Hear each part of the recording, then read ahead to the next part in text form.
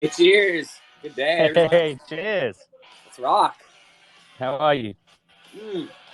I'm doing so good. I have the best family ever. They made me a coffee, and life is good. Oh shit, what time is it there? Oh, it's only 10 a.m. I mean, it's not too early. I just needed some pump up jams. Mm. Keep it going, dude. Well, yeah. Maybe we should. Let me boot it back up. So, man, I'm Sorry, man. pumped right here. No, don't be sorry. That's great. Let's rock. It's fun to embrace the situation. Like throughout the last few months. Let me turn this down a little bit. Wrong way. Throughout the last few months, I've been hosting spaces on different channels, all kinds. And what I've learned was that it's important to kind of accommodate, like the setting, to match the setting. I haven't been hosting it all from my page, from this page. I've been hosting from like all these different pages and everything. And I really started spaces from this page, with my very first space with 404 Tears, a really awesome artist and tattoo artist and everything. So I just wanted to like make sure not to forsake this tradition that where like it really started for me of hosting artists that I really love. So that's why we're doing this. I want to do a few of these, every month, maybe two a month or something, once every couple weeks. Just a special space that's intended to get to know artists and creators and anyone who really captures our attention as we go throughout all the spaces that that I'm doing and stuff. I just want to form that relationship and connect a little deeper. So that's why I invited .eth on Canvas. What's up, AF Brown? Dude, man, thank you so much. And I actually, you can just call me. I mean, you can call me Alex. But yeah, I mean, or you can call me Ethan Canvas. Or you can call me 5162 or whatever's easiest. 5162. So we Yeah. know you're a digit. You're a digit guy. I saw you had some B card stuff in your title as well, like in your description. Yeah. I mean, I have that. Annoyingly, I bought better digits then, so I've kind of got my mind on changing my digits, like let's say handle to 1812. But 5162 is okay. It's fine. It's there. I like it. Wait, do you not have 1812? You want it really badly? No, I have 1812. I bought it. I just saw it and I was like, that's such a gorgeous sounding number. And I bought it, only a month ago, and I had already done all the business cards, but actually 008 said I can change it if I want to, so I will change eventually. That's amazing.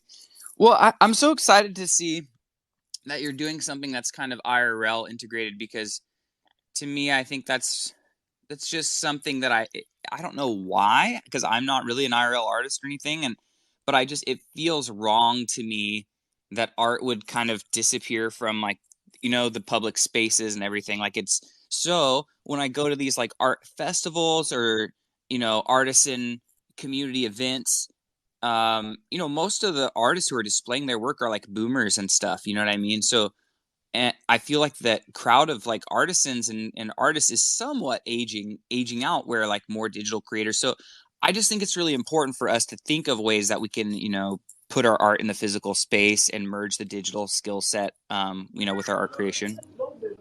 Yeah, and I mean that's so true, and I think we're in a very early stage of sort of cracking the art world. There's lots of fuddy-duddy old people who are kind of, stuck in their ways, and they have a certain opinion of how art should be, and the NFT space is blowing that apart, and it's nice to see. And so I think there's many ways that we can kind of crack it. One of them I think is to piss them off. Yeah, I mean, I think, yeah, I mean, for sure. You're a .eth We need to. punker. You're a .eth punker on Canvas. Yeah, Alex, you're a punk rocker. I love that you don't have any qualms about Oh upsetting yeah, the no, I'm an status quo. anarchist. No, absolutely. I mean, I Hell want. yeah.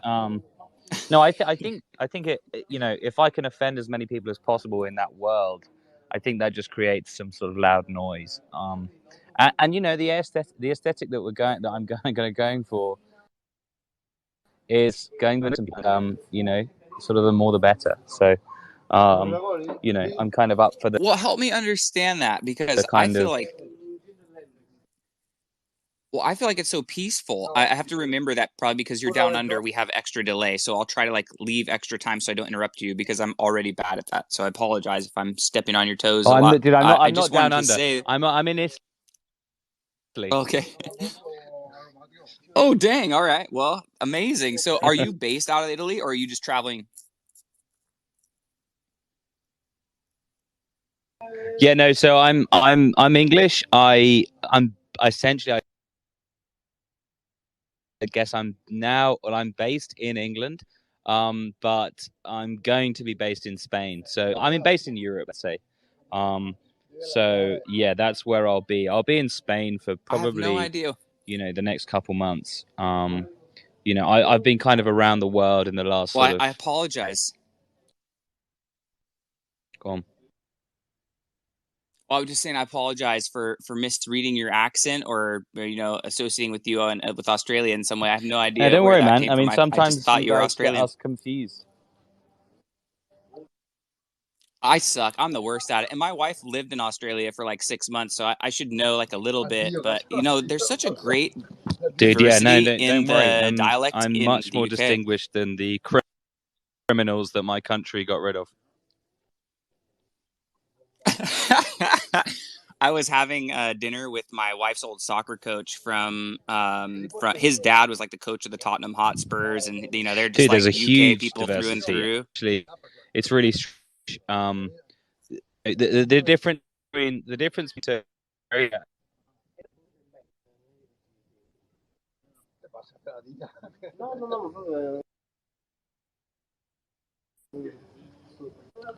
fuck, we're on a map. I love hearing some Italian spoken as well. You pissing everyone off? Is it late there?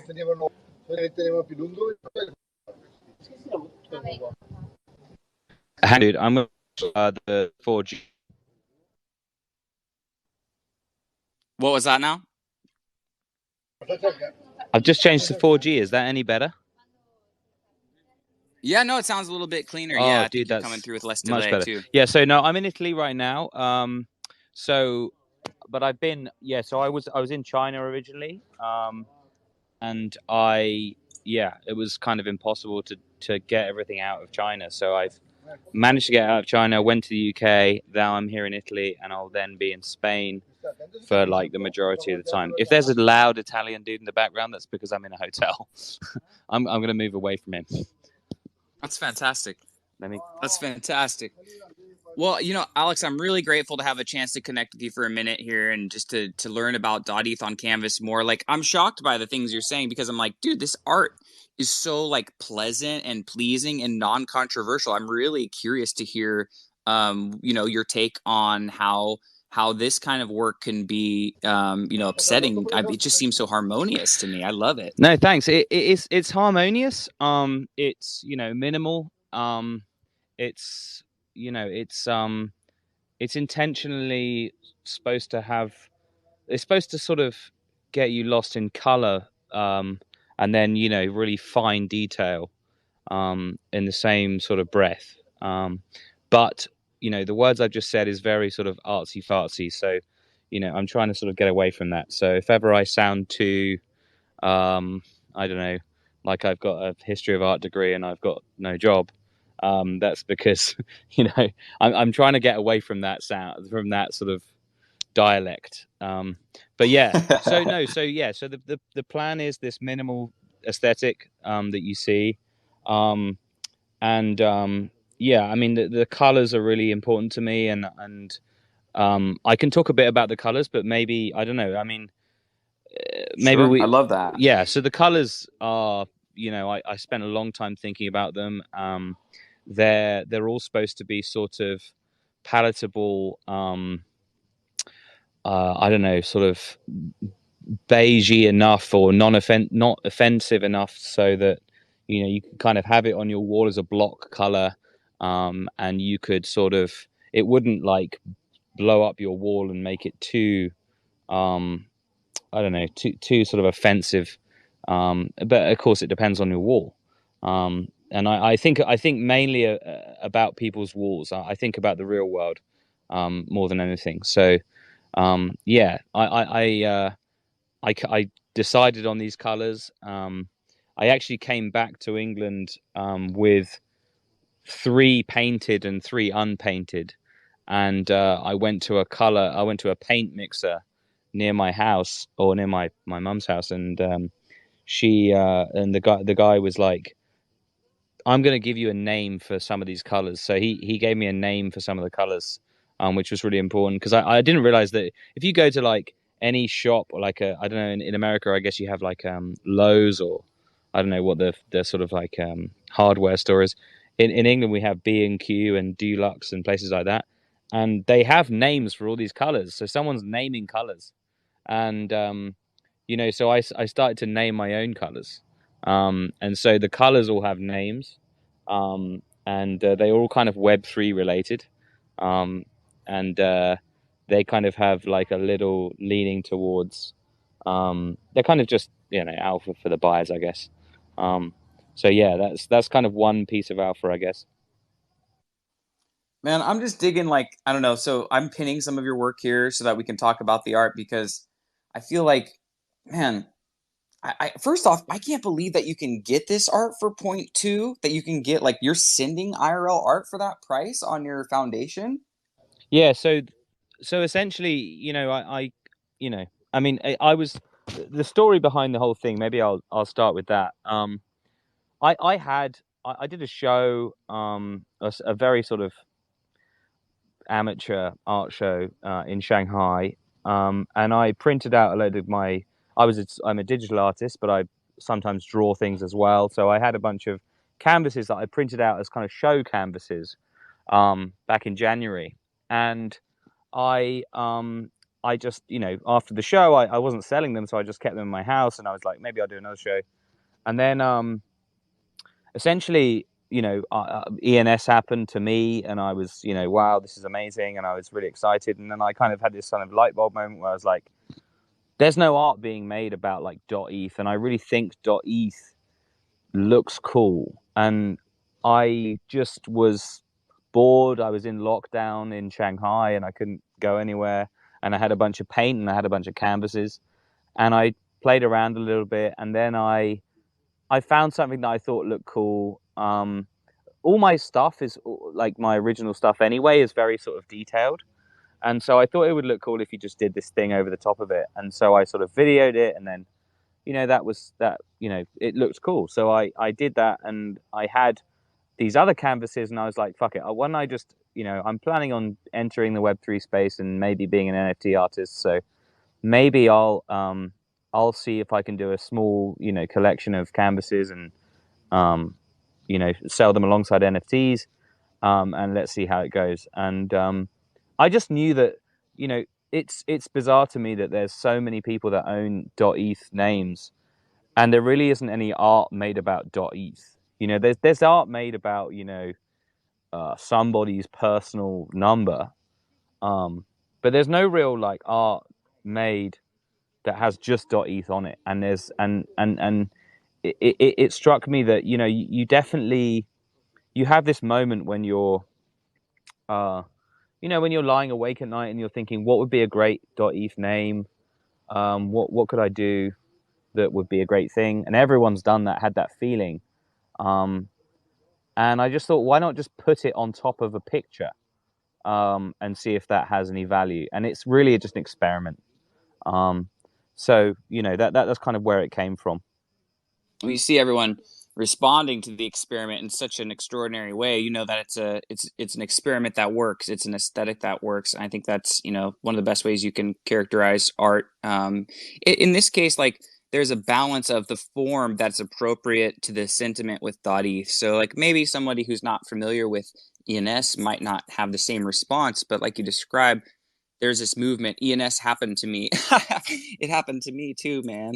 It happened to all of us. And so I think that if you're enthusiastic about ENS and you see .eth as there's this limitless potential, then I think your collection .eth on canvas becomes like the glasses with which, the monotone, satisfactory color palette of the background of our environment or whatever becomes like revealed through the silhouette of the color of the text, the ETH, the way that like your highly detailed canvas art is collaged under that.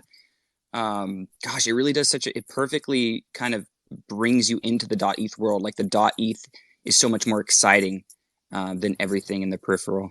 Yeah, and actually, round about the time this was all kind of happening, I was just reading tweets that really like, made sense to me. I mean, one guy, I can't remember who it was, but someone was like, I think they had onboarded someone, and they were explaining in a tweet how they had onboarded this person, and they said like, the person said like, oh, it's not just like a website, it's the everything. And like I just thought that made so much sense. Like it is the everything. Um, and so if it is the everything, then you know, isn't that kind of? I mean, shouldn't that kind of replicate itself with other stuff? And if it's the everything, then yeah, shouldn't the letters.eth be other stuff? Um, I don't know. That's quite a sort of vague way of explaining it, but yeah, I mean, it just felt like it would be cool if you just saw the if you saw something with the in the window of just .eth. Um, and I think it resonates a bit, and I think it's nice, and I think it just to go back to the price point thing. Um, like I had these canvases, they were already there, so I was like, fuck it, I'll like I'll. It doesn't take me a lot to just paint over these, then try and get the sell them. There was actually only six of them when I had them in Shanghai, and then I brought some of them back, and I digitally made some others, and I'm about to paint the last two, the last four. Um, but like I realized that it's just like it was so easy for me. They were already there, so I might as well sell them. They were show canvases at the show I did, so it just happened to be there. So I was like, fuck it, I'll just paint on top of this. I'm never gonna. And the other thing that, sorry, just to say as well, I'm not going to mint or create an NFT about of any of these artworks underneath them. So, all of the art underneath the canvases that people get, that is the only time that'll be in on the blockchain. I mean, it's that's it. So those artworks will only be seen through that .eth, which I think is also maybe a nice selling point as well. Yeah, no, it definitely is. Sorry, didn't realize I was muted. Yeah, I've been responding to you and didn't realize I was muted. What's up, crypto reporter, my homie? I've been inviting, some friends while you've been speaking, just because there's so few people here right now, and I wanted to, invite some others to come and hear what you're up to. It's pretty cool. So tell crypto reporter what we're up to, man.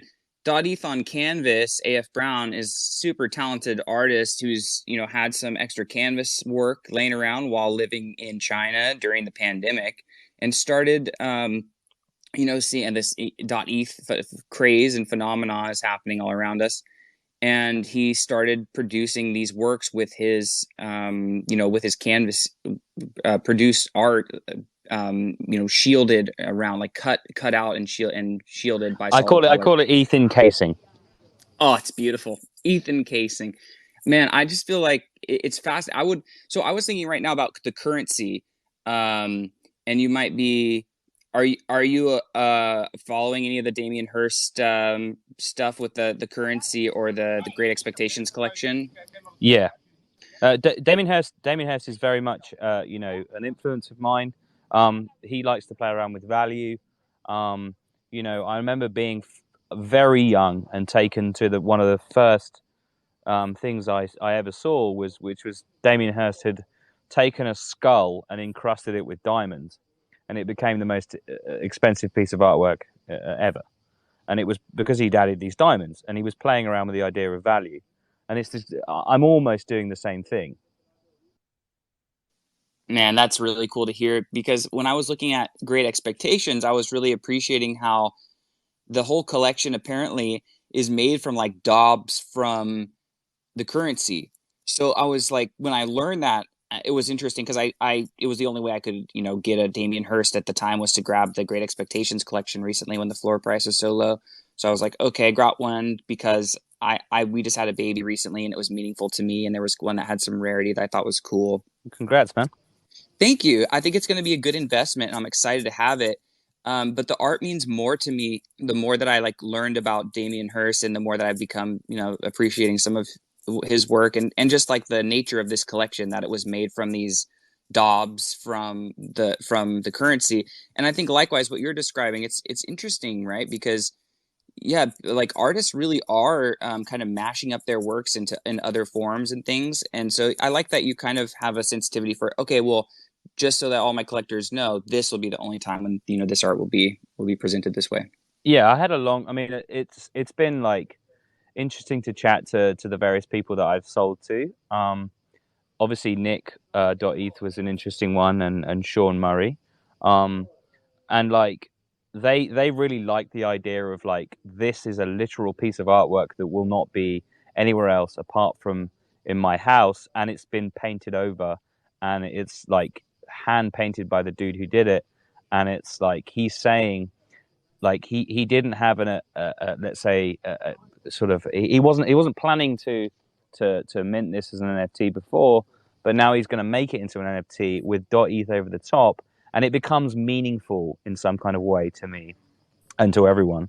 And so that's kind of the theme of my whole what I aim to be the whole collection. So ETH on art will be sort of the wider plan, So and that will be sorry, yeah, go on. well, it's just so beautiful, and so I really want to make sure that we're expressing the concept, correctly, that I'm understanding it and conveying it correctly too. So, like what you're describing, like you sold a piece to Nick, and did the piece that he has, does it not have like the solid color, or I mean, it has the solid color paint over, but the NFT associated with it has the unpainted canvas. Is that right? Like your original canvas without the solid color painting, the Ethan frame. What he has is the digital artwork with on canvas and me painting over it, and then he has an NFT of me just Photoshop layering .eth over the top of it, and he's got a JPEG of that essentially. So I'm not, that's what it is. Oh, It's an exact cool, it's an cool. exact replication of what the canvas is. Um, I mean that's it. So it's that thing. Um, So it's both. It's you get the physical piece of art, and then the yeah, NFT that perfectly matches that physical piece of art, and then a video also in some cases if you've recorded the process showing sure. NFTized video showing the process too. I haven't done an NFT video for him or for any of it. I've just posted the videos.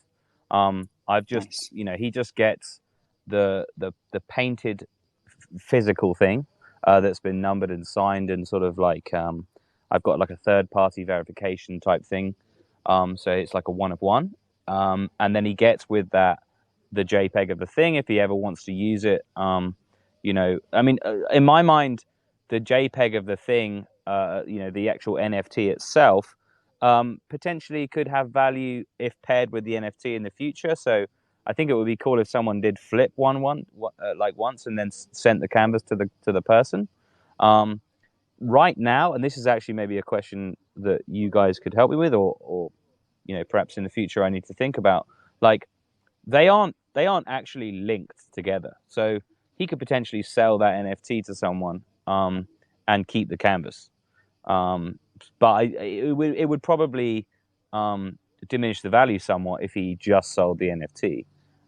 But I've left it up to everyone just to do that. I'm not, I don't mind someone taking the NFT off him, but he doesn't. I don't think he intends to sell it. But yeah, the plan is just to make physical stuff, pair it with an NFT, and sell it to someone, and then they just do what they want with it. It's kind of open source for them. Amazing. Well, thank you for helping me understand that more, comprehensively. Like I get it now, and I want one. I want to be like your next collector. I want to pick through what's there, and or just have you pick one for me. I really don't care. Like I love what you're doing. I just want to be a part of it. I want to collect. But I think that it would be special to kind of hand pick one that really strikes me and is meaningful to me because they are each so unique and so special and such a limited supply. Yeah, and actually, I've had lots of really interesting, people are like, can you tell me about the artwork underneath? And that's, a great question, and something that I'm happy to answer for anyone who's interested. Um, I've been making art for about 10 years, digital art, all sort of usually tailor made to sort of one person, which is, tough to then make into an NFT because it has no kind of meaning. So the majority of the canvases, or let's say I think it is, yeah, six of the canvases are all from separate pieces of art um, that I had just had, that I just painted .eth over, um, and then three are from one picture that I've taken sort of, let's say, sort of, I guess, chunks of a picture, and then just thought that would be a cool size for a canvas. So I've just sort of taken that, printed that, and then I'll paint over that. But yeah, so um, that's the kind of the thing. And so you're getting a piece of artwork that won't, as I said before, won't be sort of minted, and never be, on the blockchain. That actually is meaningful and means something. So what's been nice is having people going like, what is this? What actually is that thing underneath? And I think that's a really cool kind of question to answer because I get to tell them about my artwork, which is nice. Yeah, heck yeah, I love it that the art gets a new life. I'm curious what you mean to say about the art having been produced like all for one person. Have you been in like a commission kind of relationship where somebody has held you on retainer, like I want you to be my artist, and you just do this and do that kind of thing? That's amazing. That would be a wild thing. Yeah, so no, I've been doing so like for 10 years I've been doing like I basically I like kind of Where's Waldo in America, but Where's Wally kind of um big perspective drawings, and Like a Hieronymus you know Bosch kind of a deal. right, like a Vimmel builder, just a big picture of lots of different things in one picture. And I made basically one a year for about 5 or 6 years, because they took me ages, uh, for just like one person. So someone would employ me. They would say like, "Oh, make this for my friend. It's a nice wedding present or a nice, birthday present," and they'd like employ me to do it like a year before, and I would do it.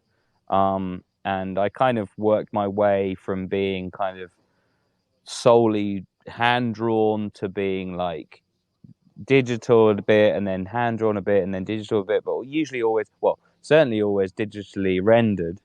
Um, and then yeah, and then I kind of branched out a bit, and I made a picture in China of a very famous street in Shanghai that was well received, and then I've made a few other things, and I was actually planning to release an NFT series which I started, which is got I've got one picture still to go, which I've now parked, until the I I I said to my the person, a couple of people who have been giving me advice on all this, like, once I get to like a place where I've got a few more followers, maybe I'll release that series. That's also on my website. I mean, all my art's on my website, so you can just. I mean, the interesting thing is you can just go into my website and just look at the stuff and see where you can see where I've painted over stuff. So you'll see the originals of all of the stuff that's on ETH on Canvas. Okay, that is just truly dank. And yeah, it would, I mean, gosh, it would be so cool if those were minted. I don't know. I just feel like that would be amazing, especially if there was a larger supply of that than there were of these Dottie original canvases. That could be an interesting thing. And value, exploring value is so important, and I just think that that's kind of the laboratory that we're in. And that's why I like, some of the currency stuff that's happening. And, Damien Hirst is kind of bringing the conversation there, and you're interested to speak on value some. I Yeah, think it's no, cool. I think value is like what Damien Hirst plays with, and actually, I have a friend, kind of a friend of mine who got me into most of this stuff. He's essentially a PFP guy, and he's flips. He's got bored apes, and he flips stuff all the time, and he's basically doing it for his job now. I mean, he's just earning money where he can. But he said that he thinks that 10,000 PFPs is such a lazy thing to do now, and I think it is a little bit lazy. I mean, but I'm not someone who has a PFP or sees a giant amount of value in a shit ton of PFPs and throwing it out there unless it has a great cause or whatever. Like to me, it doesn't like. I mean, I think my first NFT was I bought a loser, and I was like, okay, this is going to be cool. Like losers are going to blow up, and this is going to be awesome. And then I realized like it's not that it was rugged or anything, but it was just like this looked cool, and the community is really cool. But I was like, well, it's not really like what are we doing here? Like, are we like what? And why was it 10,000? Could you not have made like 5,000 or like 2,000 of them, or just less? And maybe you would have like minted out and made a stronger community. I don't know.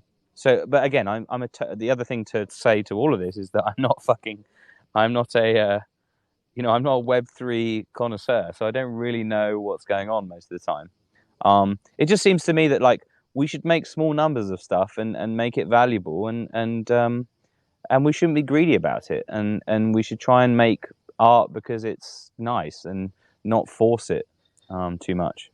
So the question of value is great to apply to ENS domains themselves as well. So I want to talk about value on NFTs, value on art. Yeah.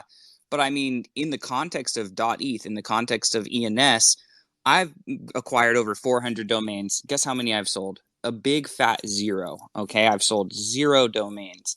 And I started getting a little worried about this. I'm like, okay, I didn't register all these for very long, so I should probably start moving some domains. So I start looking at my pricing, and I'm like, oh my gosh, like I just arbitrarily put some random prices, and they're just absurdly high.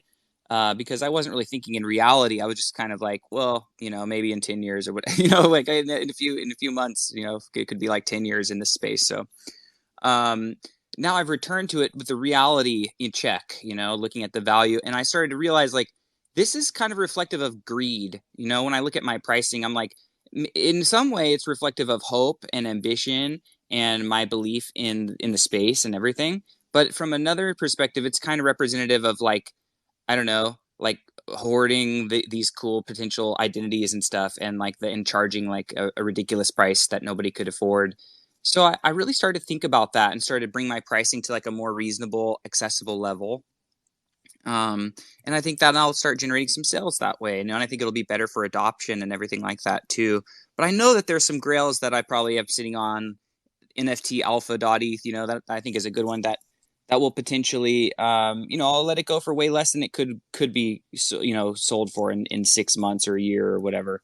So it's hard being early. If you're going to flip stuff to stay alive, you're going to miss out on some serious value. Sorry, you dropped off for a sec, I'm back. I'm back. I'm Alex. back. I hope you didn't miss too much. Okay, cool. Look, I'm gonna kind of say hey to some people in the room really quick. Thank you, Quantum and Digivatar and Dogfather for being in here. Thank you, Crypto Reporter, for coming in, and to all of our friends, L-1 and Z Omega down there, and everyone 4221 since the beginning, been hanging with us. We appreciate you guys being here. Please share this space out. I don't know why Twitter hates me, man. They're always trying to stuff me in a corner and put baby in a corner and shadow ban me, but instead of crying about it, I just ask everyone, please push the blue button to combat Twitter injustice. And please, and um, guys, if you have any, I'm very happy to answer any questions. And please don't be afraid to say, I hope this hasn't been answered before, but so just ask me the same question again. I'll happily answer it.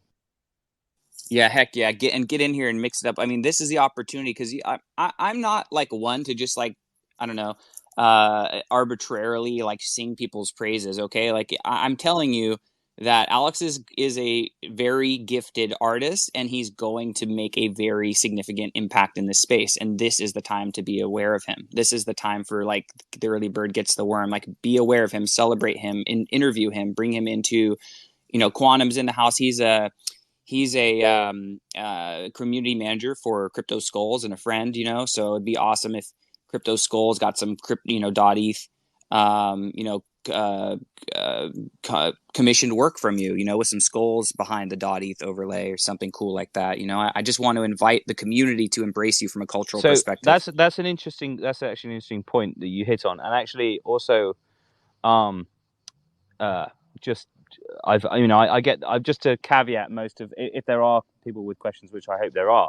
Um, the first question I get, and I'll just hopefully maybe squash some of this.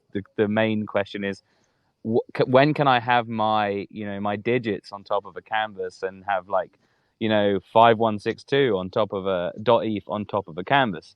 And it's like that's like the main question I get all the time, and it's like really important to sort of like tell everyone that like that's not the point of this. Like it's really not. Like the point of the whole thing is that I, as well as most of you, and maybe I can persuade you if given time, that .eth, like the actual .eth, is a piece of art on its own, and so art needs to be seen in the window of .eth.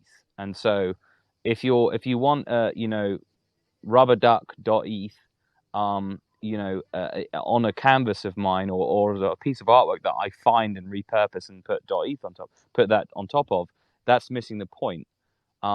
This is artwork that I'm going to put .eth on top of, and it won't just be my artwork. In the future, I can expand on this later.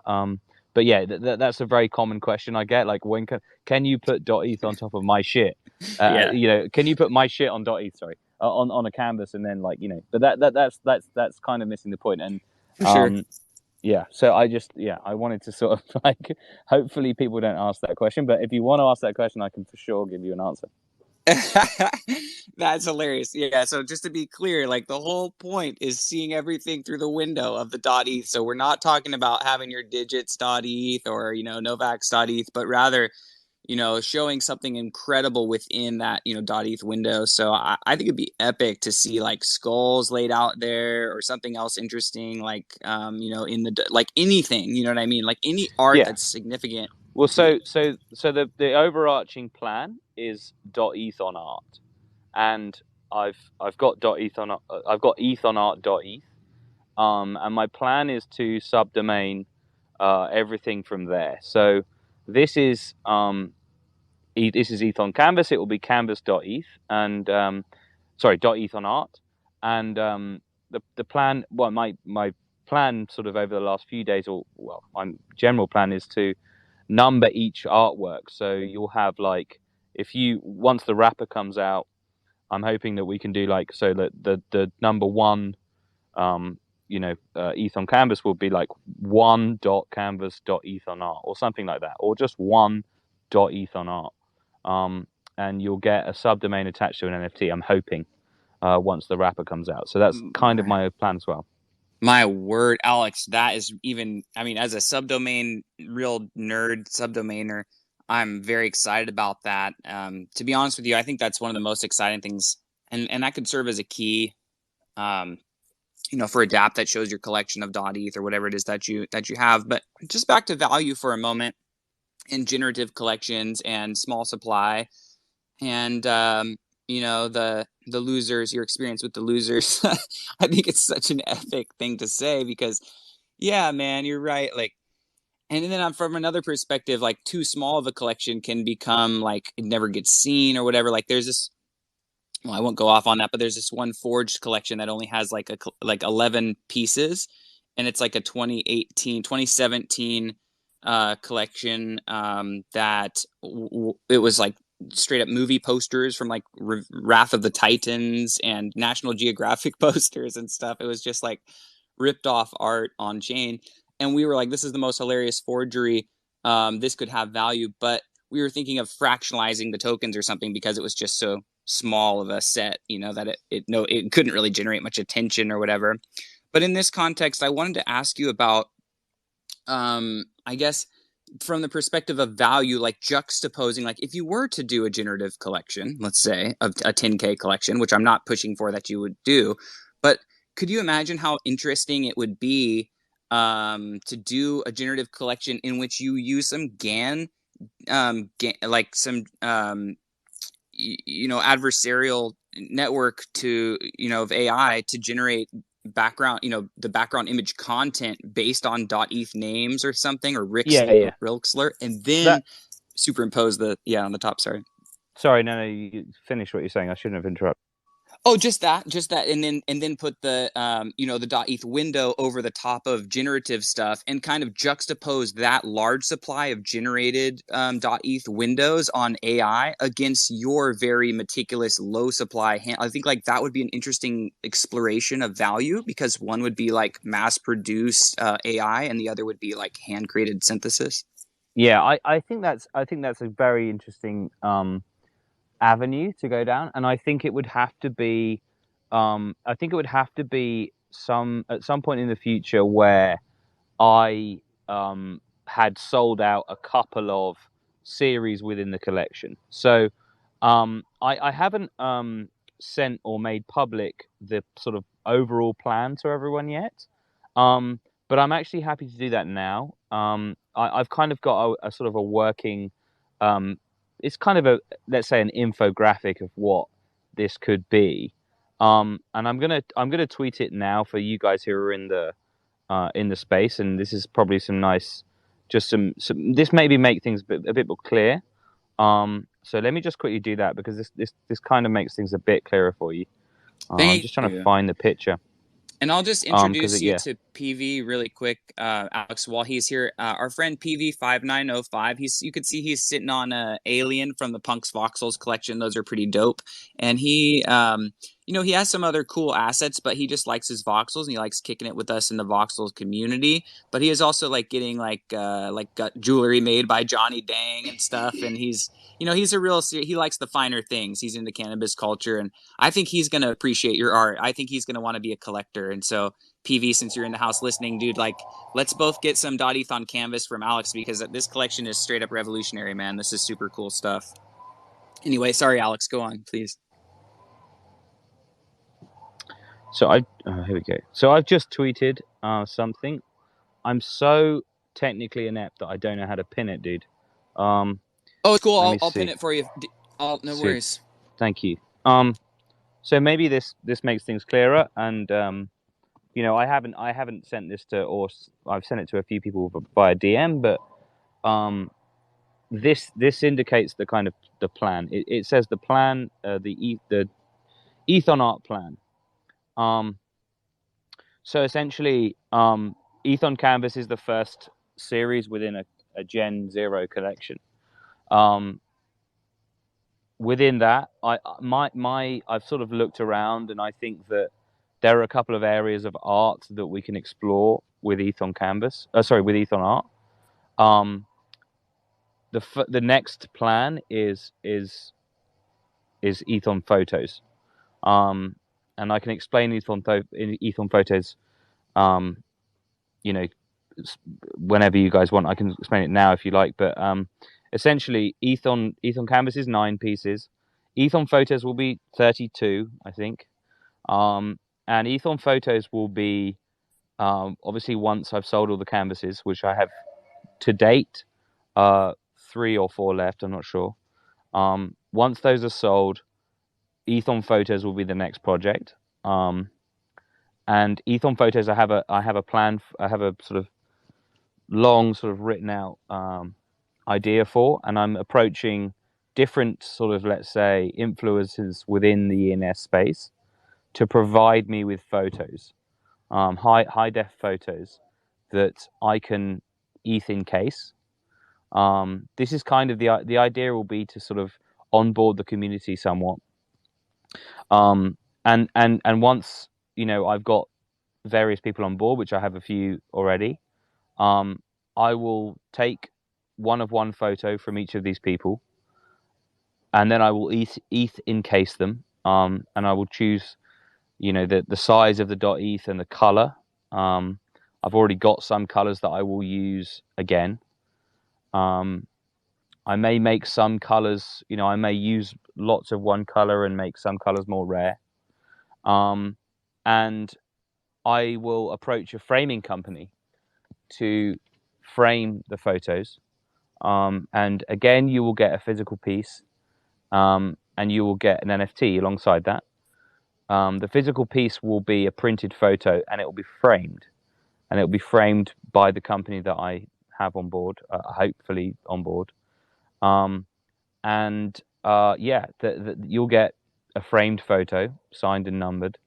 Um, and the numbers will just carry on going. So ETH on canvas was 1 to 9, and then ETH on photos will be as the picture sort of dictates. Sort of 10 to 42, and then we go from there. Outrageous, outrageous. I've pinned it. I've shared it out on my page as well. Thank you for honoring us with this reveal of, your roadmap plan here. The idea of involving the community in photography and doing, Ethon. Is it going to be ethonphotos.eth? Did I get that right? Well, so this is the thing. Actually, I just had an argument with my sister about this because we're working out the best way to market it. But like, I bought ETH on photos, and I bought ETH on canvas, and I bought ETH on art, and I bought ETH on things. But I think what I'm going to do is ETH on art is the overarching project, and please, everybody, feel free to tell me if you have an opinion on this, or if you know more about marketing than I do. But I think if you keep ETH on art as the the sort of father domain, and then you just have like canvas.eth on art as the sort of like that's the canvases, and then you have photos.eth on art, and then as the sort of, let's say, call this an infographic dictates, the following project will be wallpaper. And I thought wallpaper just because I know a couple of guys in wallpaper.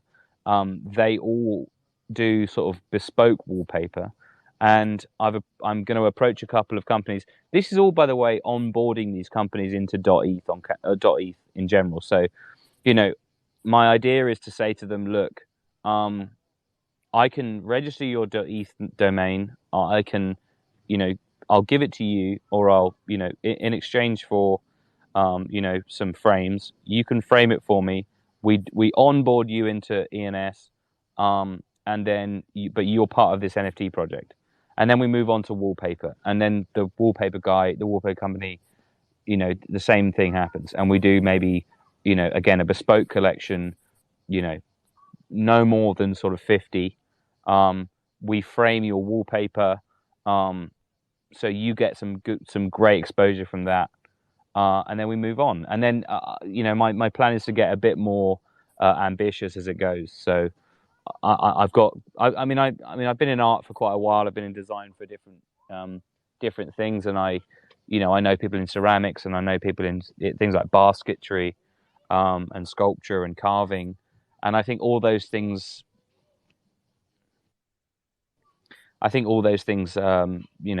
could be, they could be pieces of art that are ETH encased, Heck essentially. yeah, heck yeah. My mom was a ceramics artist, Alex. So I grew up, around a kiln and a pug mill, and Oh, so dude. that I Well, can, yeah, I, sounds I'm fun. I'm actually I'm actually going back and forth with a guy now because so it's tough. So I go to, I mean, I spent a long time over the last 2 weeks going to auction houses, thinking about antiques. Antiques, especially in England, at certain auctions, are super cheap to buy. Basically, you can buy a big, you can buy a cupboard, or a piece of a weird statue or something. You know, I had the idea that you could buy one of these things, take it home, do it, ETH encase it in the right way, and then take it back to that same auction house and see what happens. Um, and so I was thinking that it would be cool to see what .eth could add as value to something. And essentially that's my overarching point. It's what could .eth add as value to something, to a piece of art in the universe, not in the metaverse yet. Well, yeah. Obviously, it will influence the metaverse. Go on. Well, I was thinking about this a while ago because I do some stuff with Lobby 3, which is Andrew Yang's Web3 like lobby initiative, to kind of represent our policy positions of different DAOs and stuff to the legislators in DC through Humanity Forward. It's a lobbying organization. And so in those conversations, we're talking about sponsoring like a just purely like public goods, art and adoption culture kind of a thing, where we even take physical items and, scan them, three-dimensionalize them as NFTs using like 3D scanners and stuff like that. But we ended up kind of putting a pause on the artist spotlight and some of that stuff because it's early in the DAO and we're figuring out exactly how we want to focus our limited resources and everything. So while that's kind of on pause, though, like I realize there's just tremendous opportunity for exactly what you're describing. Like maybe not like the quality of some of this 3D scanning is kind of low, unless you get the heavy duty expensive stuff. But there is kind of a consumer grade way to model things in 3D, like to like circle an object a few times for these devices are like maybe under $1,000 that you can do some primitive form of that might be fun to explore. Yeah. So I've been. I mean, I'm also. I mean, I'm in Blender a bit as well, and I'm, use SketchUp, and I've done some of this. I mean, I do. I think it's great that we could have like, I mean, I see this idea where you could have a vase, for example, that has .eth on it, and it would look awesome.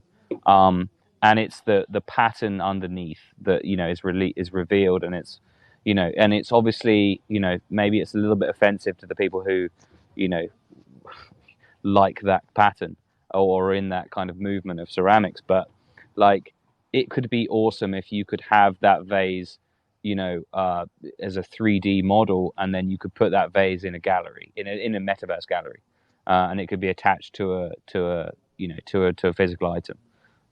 That would be sick. Yeah, heck yeah, it would. Well, like we've been at it almost for an hour and we have a few speakers here. I wonder, I've just, my mind is running with all the potential and the ideas, and the limited supply is making me kind of eagerly hoping that I'm paid. Just been waiting for a payment to land. I hope it comes any second because I really want to scoop one of these before they're snatched up. But before we kind of wrap up, I wanted to invite Bobby and Slay and anyone else in the house to come up and speak. But maybe if you guys have any questions for Alex, who's the incredible artist behind the .eth on Canvas, and very soon the .eth on photography, on photos, or perhaps what I was going to suggest is picture emoji eth on canvas, or sculpture the emoji, the Easter Island head emoji or whatever. That can be a fun way to use subdomains, emoji subdomains, to denote your different collections. But yeah, what's up, Slay? Slay got the hand up. Go ahead, man. The stage is yours. Oh, geez, I kept myself on mute and started talking. Hey, n0vax, everyone. Alex, I'm super impressed, not just with the project, because I was already impressed with the project the last time I heard you speak about it. I'm impressed with everything I've just heard you say about your progress and where you plan to move with this.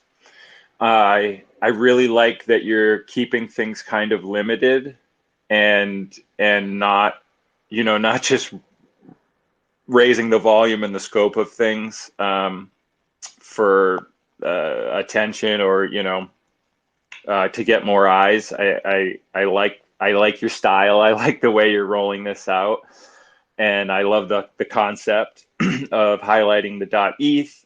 And I love that you're sticking to that concept. I wanted to offer a suggestion that maybe as you do go through different series, and maybe you get to a point where things do pick up, where maybe there's a larger collection. n0vax mentioned perhaps a generative collection, or maybe not generative, but maybe something with the the photos or customization, and how how that can also tie in with issuing the subdomains and numbered pieces. I wanted to just offer the suggestion, something you could think about is maybe if and when, I'm assuming this will get to a point where you'll be able to sell prints, and editioned prints. And I think the volume that you could do with this thing will be so huge that you could attach perhaps a smart contract to it, include some kind of royalty, where the royalty goes to pay for a new print for each person who purchases the NFT. I hope that makes sense. The idea being that you wouldn't, if you wanted to resell the NFT, you wouldn't have to send your canvas with it, and that those royalties could be built in with a company doing prints. Of course, this would be way beyond the stages where you're hand painting each one, but I just wanted to throw that out there as a possible way to overcome the barrier of the actual physical piece being attached to the NFT. If you just attached a small royalty to each sale, that money could go to pay for a new print to be sent out to each new buyer. I hope that makes sense. Yeah, that does, dude. Do me a favor, just at some point in this evening, just take a picture of whatever you're looking at right now and make sure that it's completely anonymous to you. We'll use that as one of the earlier one of the 32 Ethon photos. That's the point. Wow. So just take a picture of whatever you're looking at right now. You could just wait there and do it with a better camera if you can, but like this should be like that thought you just had can be encapsulated in what you're looking at right now. It could be a desk. Just do that, and we'll ETH encase that, because that's a fucking awesome idea. I love this. So okay, do you I see will do you see what I definitely. mean? So you send me. I'm gonna send you the layout of how Ethon photos will work. It's a lot more detailed than what I just said, but basically this is the idea. So you're gonna send me a picture of your workstation or whatever you're looking at right now, and I'm gonna ETH encase that, and then I'm gonna frame that, and I'm gonna sell that as an NFT. That is the Yes. essence of what I'm talking about with Ethon photos. Okay. Yes, we can at some point do prints for other people. Absolutely, I would love to do that. I think we can even do, I know you. I mean, you guys are most of you guys are probably way more into NFTs than I am. But like, we can do bespoke whitelists, and we can do giveaways, and we can do free prints for X number of people for sure. But I do want the light bulb moment. This is the kind of the essence of Ethon photos. It will be a light bulb moment, visual for you, that I can ETH encase. You're gonna anonymously. Well, you're not gonna anonymously send it to me, but you're gonna send that picture to me. I'll ETH encase it, and you're gonna give me a bit of alpha about the photo you just took.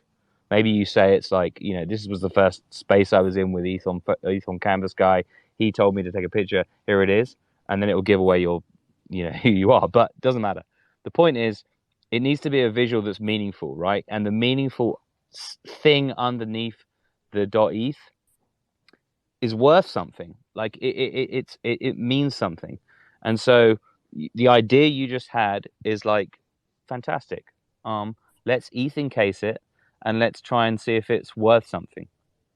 So that's kind of the essence of Ethon photos, which will be 32 photos that I'll be approaching people about. But I've just approached you, so just I'll send you the details of what it all is. But yeah, no, I love that idea. I think I want to give more prints of stuff away. But at the same time, I'm very cautious about making it, a super bespoke thing. So I'm very sort of there was one idea I had very early on, and I can't remember who I was kind of shilling it to in DMs. I don't know who it was, but I had this idea of making the .eth thing, making it into an AI file, making it open source, and having it become like Supreme. And actually, it's not like that at all. Like the thing underneath the thing underneath the .eth is incredibly important, and it's art, and it's fine art, and it should be considered to be valuable, if not for anybody else, for us. So Slay, great idea. Please at some point send me a picture of what you're looking at right now. That's the essence of what the idea is. This is extraordinary. Slay is a friend, by the way. So I mean, yeah, we just been hanging out on these ENS spaces. So he's very much a part of the culture and the community. I registered ENS Church for him the other day because we were both degened out so hard. We pretty much spin up all of our bags, and we were just trying to get a hold of this domain because he had the Web 2 domain, and he wanted to match it up, on ENS. So anyway, like that's the perfect person. He's literally the perfect person to be part of this. So it's epic. And Digivatar is in the house as well. I wish we could chat with Digi. He's always so busy. Looks like he got a new CryptoMarks zombie. If you're not aware of CryptoMarks, it's an epic. It's kind of a spinoff of the Funks, which if you're an anarchist type of minded individual, you probably appreciate. So you might want to look into the Marks and what we're doing over there because we're shaking things up with the memes. And then, I just want to say to everyone, like, please do follow and connect with Alex, with ETH on Canvas, because what you're seeing here is the emergence of something that's significant, and not to just like follow the celebrity or the going trend or whatever, but just like it's not it's not trivial that Nick Johnson is interested in this art. That's all it needs to be said. Is like he's kind of he keeps his ear to the ground, and he's been a significant person in the space, obviously having founded ENS. So I think that's cool. That alone makes me interested too, to say like, wow, like I think it'd be neat to have a piece in that small collection that's representative of this this cultural movement that's happening around us. It's so fantastic that you're putting a sufficiently elegant and low supply art behind ENS, because like we need everything. It'll be cool to have generative PFP ENS collections and other things too, but this to me is like the highbrow of the .eth art. This is the best stuff, and it's so cool. So thank you for what you're doing. And Bobby, did you want to jump in and comment or question, or anyone else have thoughts that they want to share? Yeah, sorry guys, I was late. When you told me about this yesterday, I had vet appointments with my animals and dogs, and it's a circus when we have to get all these animals to to the vet.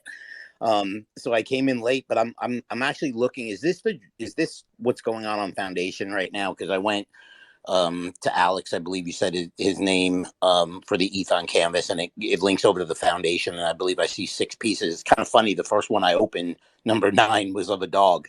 There's a dog behind the ETH in that one.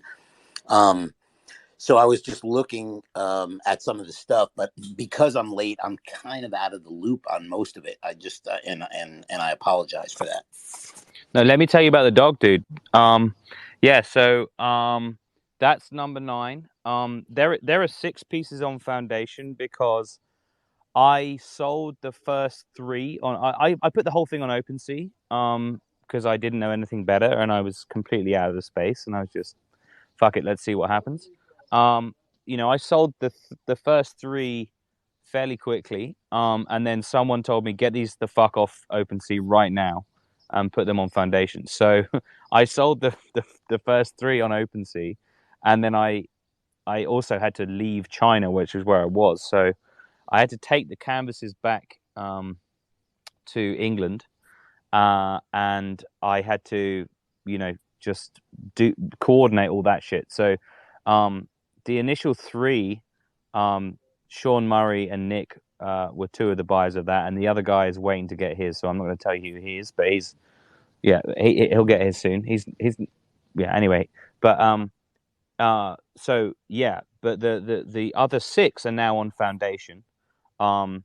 They just said put it on Foundation because Foundation's where fine art should exist, and I was very flattered by that. And I said, okay, great, I'll put them on Foundation. I didn't want to start selling them until Nick got his canvas. So Nick got his canvas like I think a week ago or 2 weeks ago, probably. So when he got his canvas, I put the other 6 back on auction on Foundation. The dog one, the one that you just spoke about, is it's London. It's got Tower Bridge in it. It's got some chickens, and it's got a Labrador dog running down the Thames.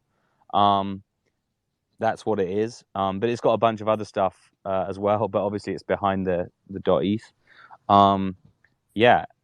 That's what it is. It's a very cool piece. Well, dude, it's on for 0.2. Is so the physical that comes with it is that it's 80 by 80 centimeters by 49, so that's what, like 40 inches by 20 inches? Yeah, I think I put the inches on the website as well. If you have a look, it should be roughly correct. Yeah, whatever you've just said is right. I haven't got my computer with me. But yeah, I think that's right. Yeah, so you get that. It's in a nice lilac color, which I've called liquid lilac. It's yeah, it's what it is. Got it. I'm making the offer on it right now. So, Oh, dude, well, that's fantastic. Bobby is an excellent collector to have. Bobby is probably the single biggest that I know of rare pet based collector, and also I think you're a fairly large apes collector, aren't you, Bobby? yeah, I mean, I have 60,000 NFTs between all 75 of my accounts. So, yeah. Holy shit. I think I'm Okay. 20. Remember, I came to the Pepe game late. So when Jason, myself, Fake Annie, and stuff, we got in, these guys from the original, Pepe guys were been around, since the beginning, even before with Doge Party and Spells of Genesis and stuff like that. I think my Doge Party wallet for the Doge Pepes is ranked number 1, 2, or 3. I'm not sure, and which is not bad for coming late to the game. And I think a couple of my Pepe wallets are like in the low 20s, like 22 or whatever. But it's almost impossible to catch up to some of the OG ones who have been collecting, since the inception of it. We're less than a year, actually. Like the first week of September will be a year, but we just love the culture and the art for it, and now it's kind of taken on a mind of its own. Yeah, that's where it's at. So you can see having Bobby as a collector is pretty epic, in my opinion. I think it's your collectors are, say a lot about, the quality of your work, right? And who's pursuing them and how they identified value elsewhere. So Bobby is a person who sees value, obviously. So I that's like pretty Yeah, I neat. mean, Yeah, so I mean, thank you, man. That's awesome. yeah. When I saw it, it's kind of funny. The first one out of the 6 I opened had a dog, and then I went through all the other ones because I was like, all right, let me just see if everyone has a dog. And I was like, oh, that's kind of weird. I just came from the vet with our dogs and our cat and everything else. And so the first one I opened, so that's the one I just put an So offer. actually, some alpha for you. Um, the first one, the one that Sean Murray bought, has dogs in it, but you can't see that they're dogs. Got Um, and like I was saying before, Bobby, I guess you weren't here, but none of this artwork will be ever released on the blockchain. So anything you're buying is essentially no one's ever going to have that or own that thing other than the .eth part that you see. The window of the .eth thing you see is the only thing that will ever be released. I'm glad you told me they were chickens, by the way, because I'm like, I said, I could tell the dog, I could tell the bridge, I could tell all that. But then the other things at first, when I was looking at them, the chickens, I'm like, are those fox ears or is that another Nah, weird that's dog with chickens. Yeah. dog? Yeah, because I couldn't I tell. had a long like that took me a while because I was trying to work out a way that I could, because I got the .eth thing, like I'm trying to put the .eth thing over a space that captures some of the picture but not all of the picture, and it's like I want to get the chickens in there a little bit, but the chickens have tails and then they look a bit like foxes. So you're right, it's tough. I mean, you've got to work out a positional. That's actually one thing that I never thought I would do as an artist is obscuring my own art with some other shit that fucking is gonna not reveal some of it. It's Right. weird. But yeah, but I think that's kind of the nuance between the whole thing is that it's got the high quality art behind it, and it's kind of a tease for it a little bit. Yeah, it's unique that way. yeah, and also I mean, like I can give you. I mean, like I've been saying this for to quite a few people, but like anyone that wants any information about any of the art below, I'm here to give you all the information about it, and I've done that with everyone, and it's actually been super nice just to I mean, it's a bit of a kind of a it's been quite nice to talk about my own art, which is kind of what every artist wants to do, but yeah, no, it's cool that people like the stuff below as well, and that's essentially the whole idea is that you value something about the thing below, even though it wasn't originally made for you. So I think in some ways, you could call this repurposing art. And so in the future, you know, some of the projects I've got planned, they won't all be, they won't always be like a pattern or something. It will be artwork that has been kind of what you'd say is repurposed in some kind of way. And I'm really interested in that thing, because this is essentially a sort of a game in repurposing art with .eth on top of it. So it's kind of like, you know, and I maybe you caught this part before, but I was talking about going to, you know, auction houses and antique houses and places where they do, you know, super old stuff. And I'm like, okay, this stuff's going for like nothing and nobody seems to give a shit about it.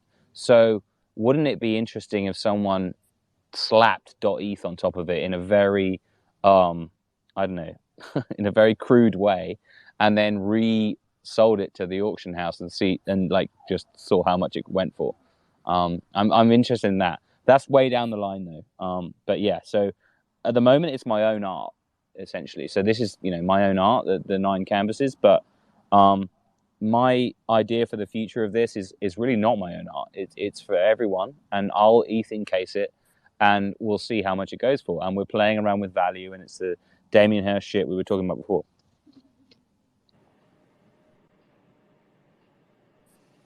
The room is filling up quite nicely with some more friends. It's fantastic, actually. Welcome, my good friend ENS Punks is in the house, and we started talking a while ago about subdomains because I saw his ENS Punks domain, and I was literally just like, I felt like ENS Punks was the right thing. It just felt right, and I wanted a subdomain of it, so I just weirdly like stalked his DMs, like, hey, could you give me crownemoji.enspunks.eth as a subdomain, please? And sure enough, he accommodated me, and because he was rocking alien.enspunks. And since then, we've gone on this exploration of subdomains, and we've really started to understand the potential here. And part of what, you know, .eth on Canvas, what Alex is doing with his project, is that he has a vision to issue subdomains with these very rare, scarce collections as well, and the art to basically be associated with a sub. To me, like that, nothing says scarcity like issue numbers and subdomains like that. Very cool, and I'm really excited for how that can actually pair up with anything that you do with larger supply in future. You know, with those subdomain numbers, you know, growing with any generative collections, or as off of different subdomains, like we were talking about, maybe doing like photograph emoji dot eth on canvas .eth, and having subdomains off of that for the photographs, and then, you know, so on and so forth with different emoji subdomains as representing a different genre of art in a different direction. So it looks like Joel just jumped up with the Paquito, the alpha bird on his shoulder. What's up, my friend? Did you want to join the combo? Hey, yeah. Sorry I'm late. Just from the bit that I heard, that's awesome. I've been, you know, NFTs has brought me the whole art sector, right? It's like this whole exploration on art and what values and expressing yourself. And I love the .eth on Canvas idea.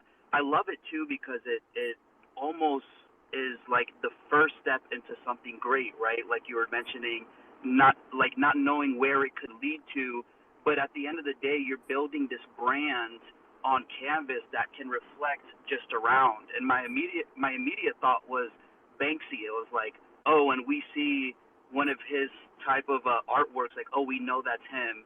And it was like, oh, that .eth could be displayed around different locations around the world.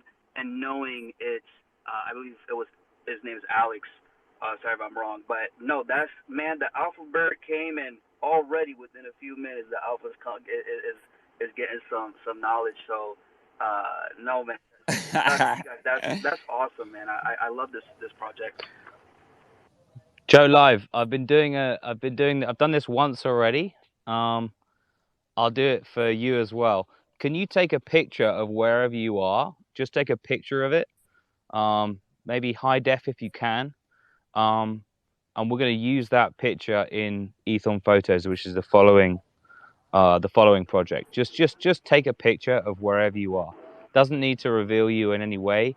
just if you can, and I'll ask you for it in the next couple of days. We're going to use that as part of Ethon Photos. Oh, that's awesome, and yeah, we'll do. I was just getting some interview prep alpha, and so I'm on the road right now. So when I get a chance, I'm gonna take a little artistic photograph, and we'll have it on go to send it to you. I appreciate being included. I know we haven't met before, but I really appreciate being a part of the project. And yeah, I love this idea, and I want to hear more. I'd love. I know I'm a little late. No, you're good. Well, one of the things that you mentioned is the idea that this could be something that you see, and it's like a brand that you see in the future, and it's very easy to kind of know who that person is. I think that's cool, but I think that like you need to make sure that it's like a bespoke collection and that it's valuable. So I think that value is like a major kind of theme to this whole conversation. And like I really see like this is a thing that is that has value, and it should be curated by the right person, and I think I'm the right person to do that, because I think that like I've said before, like .eth is a window into something, and so .eth on art is a window into some art. So the plan kind of is, the long-term kind of plan is to to have .eth as a window into various different pieces of art, and maybe I haven't spoken about this for too much, but the overall kind of idea over the next couple of things, if you guys can see the pinned tweet, is to use other mediums in which to put to ETH in case, let's say, and my plan for Ethon Photos is to start onboarding a company. The company will be a framing company, so there's going to be 32 Ethon Photos. I'm going to be acquiring these photos from people in the space, and I'm going to be ETH encasing them, and they're going to be one-of-one prints, but they're also going to be framed, and they're going to be framed with a framing company that I can onboard into ENS. So if I can go to a framing company and say, hey, look, let's get you your ENS name, let's get you to give me, here's what you get back.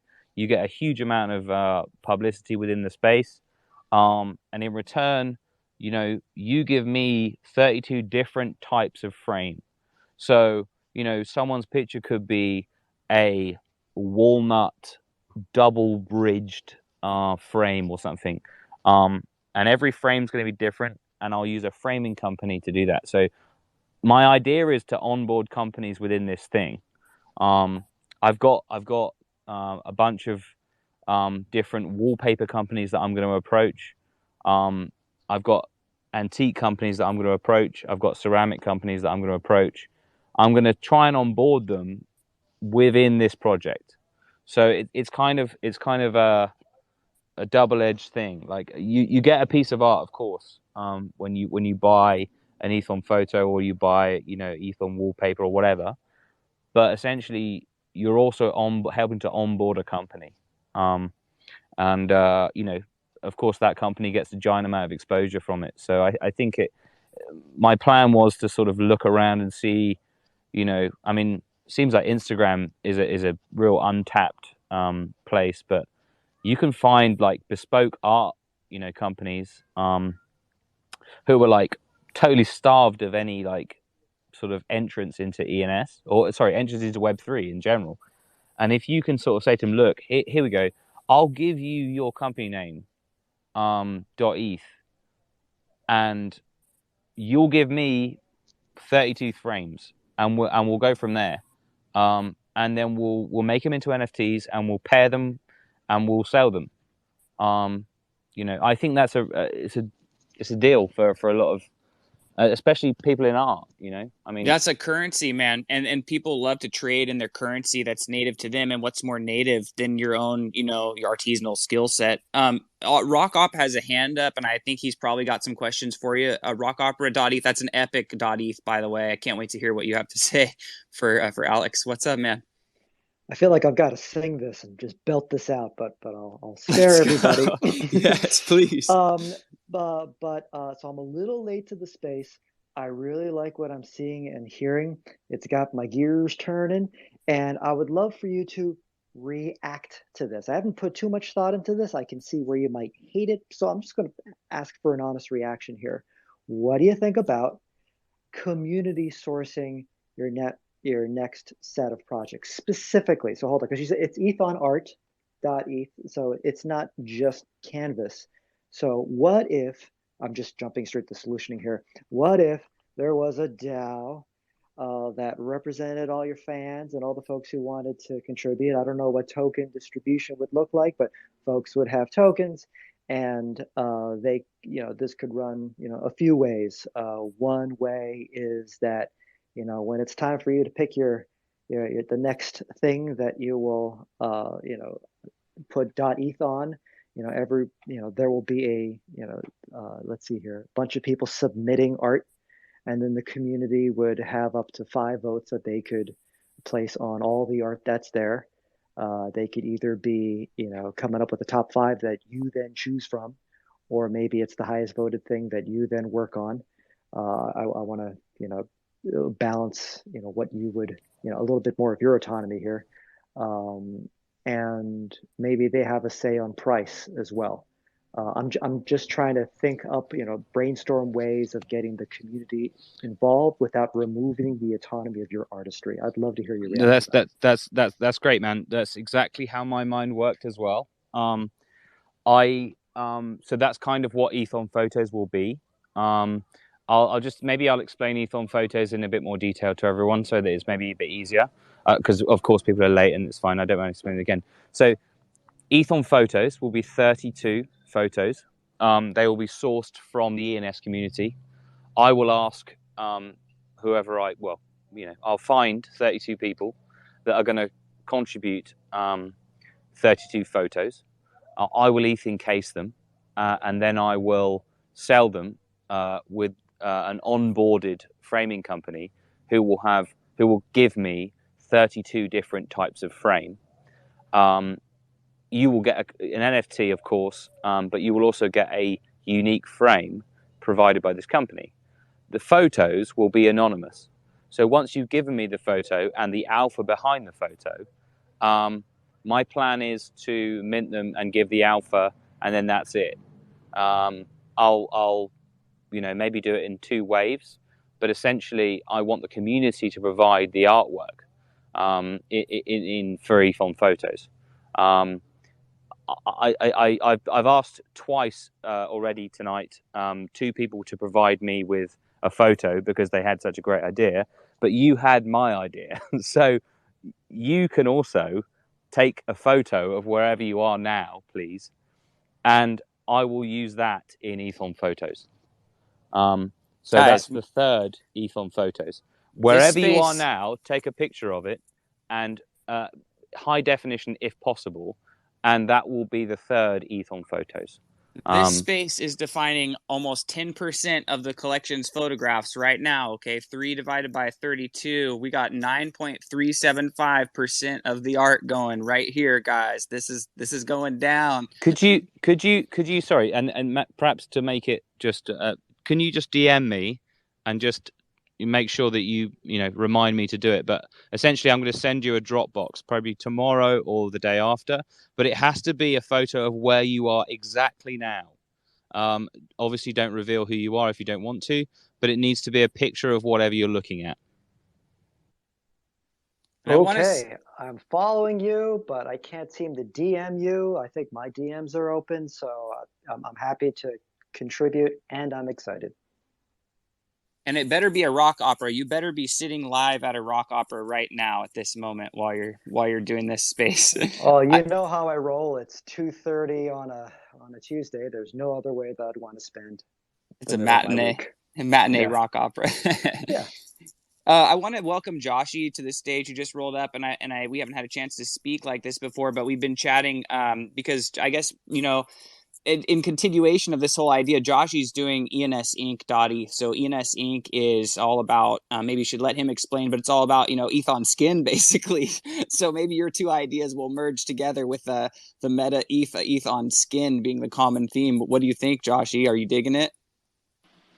Oh yeah, anything to promote ENS. I was trying to get a couple projects going, and nobody is like responding because the amount of people that know what this stuff is extremely limited. I believe in it so much, and I've made bonds with people, and I will never forget a lot of these people. So, as sort of like a funny thing and also a very serious thing, I'm gonna basically allow people that I know, and depending on what the name is, to mint their name on my skin in a way. I'll get their tattoo, a name tattooed on me, and have it there forever. And not gonna, get it laser off right after or cover it up. I want to show this, and I want people to ask me about it so I can tell them about ENS, and that way they're almost like, I don't have to tell them about ENS. They're asking about it, and I can just talk about it.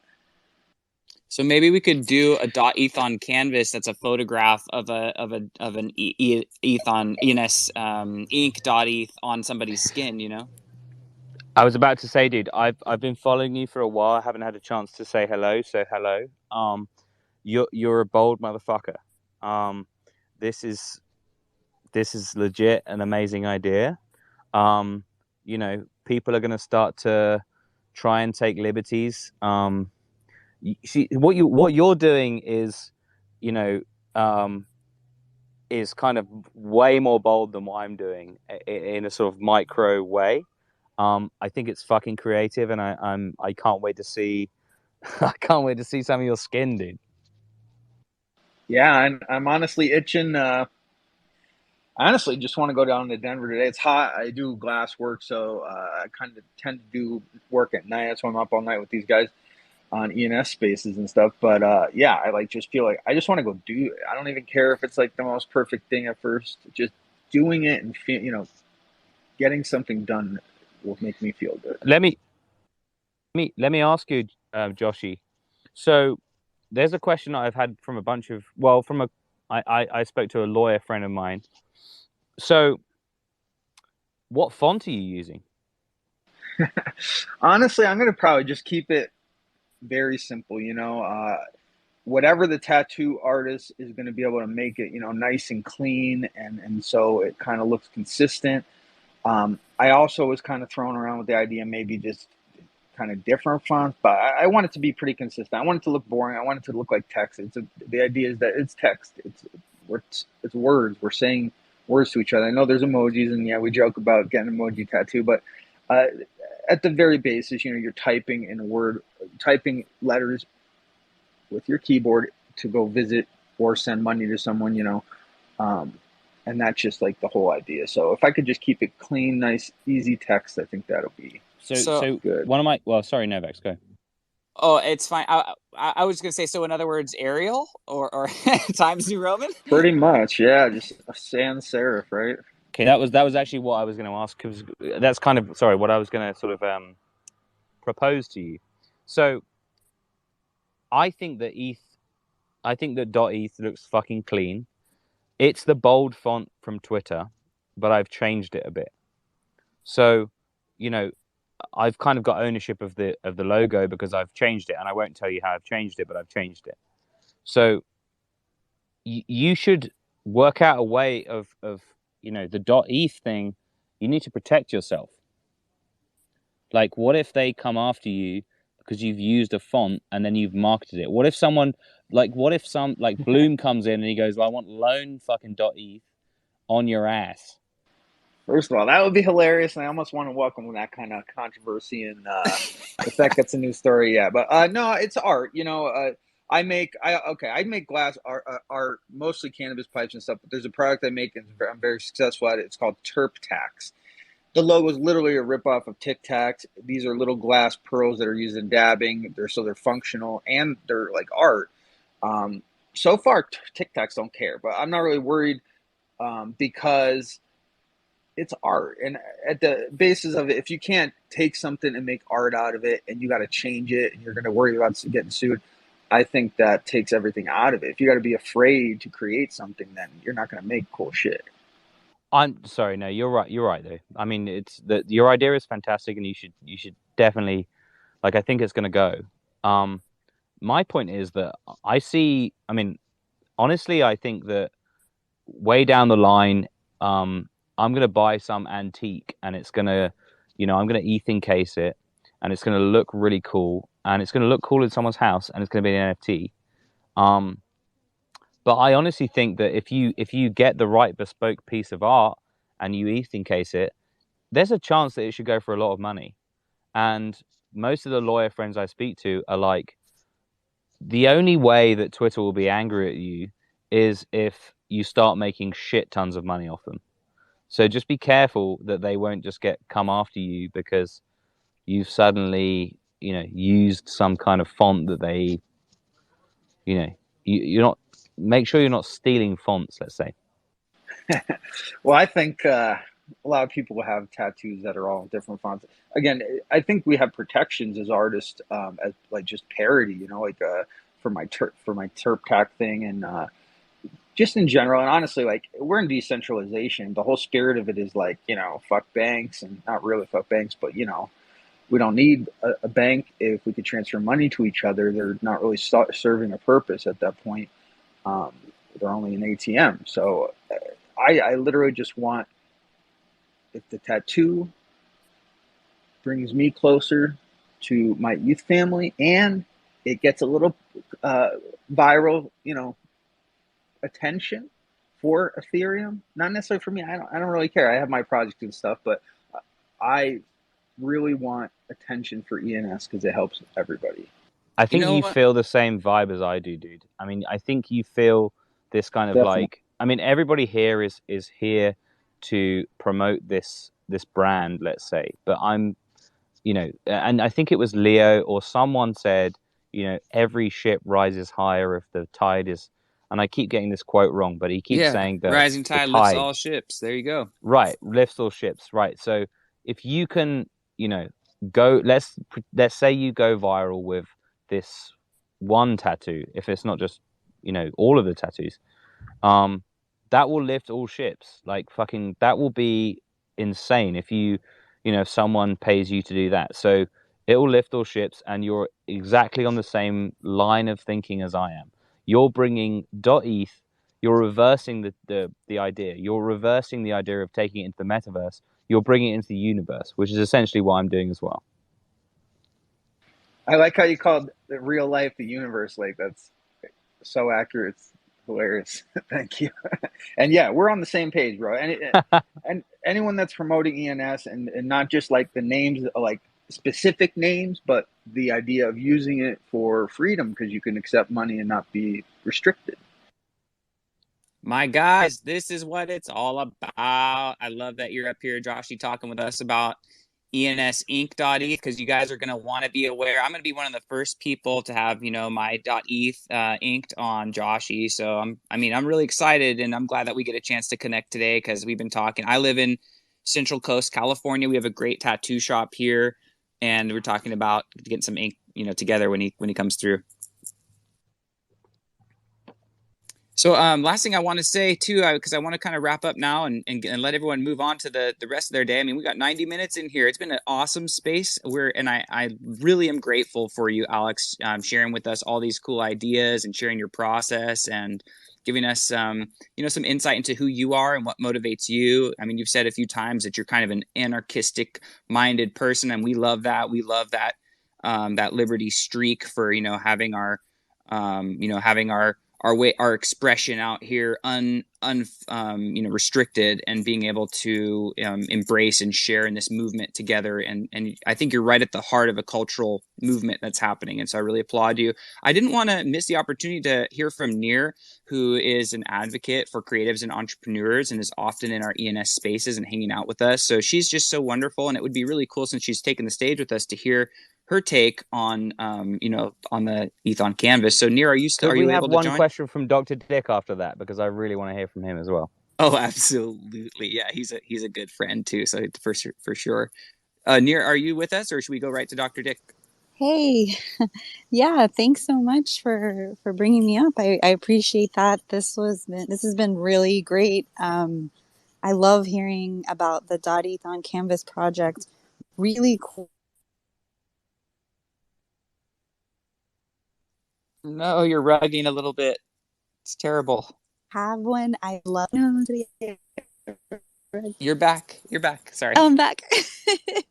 I'm sorry. I was mentioning I didn't get to catch the whole space, and I love origin stories. If there was one that was shared, I'd love to hear it.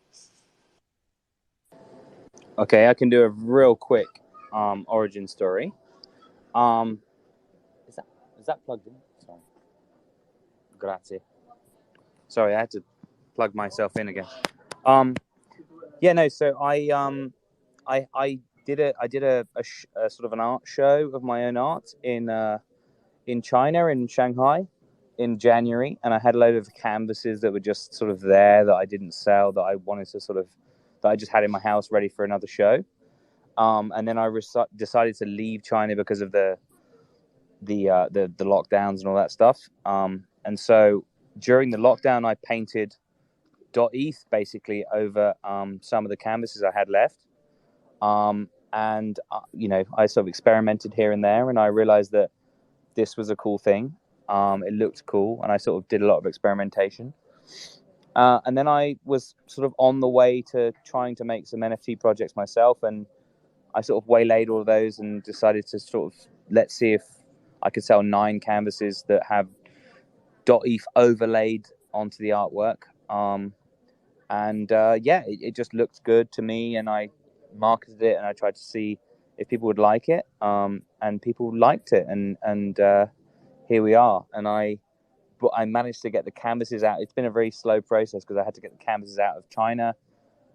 Took them home, and sold 3, and then had to send the one of the canvases to New Zealand to Nick.eth. He eventually got his after ages, like 2 weeks ago, and now, yeah, I just put the other 6 on the market after I sold the first 3. They were on OpenSea before, so there's 6 that are on Foundation. I want to get these canvases sold.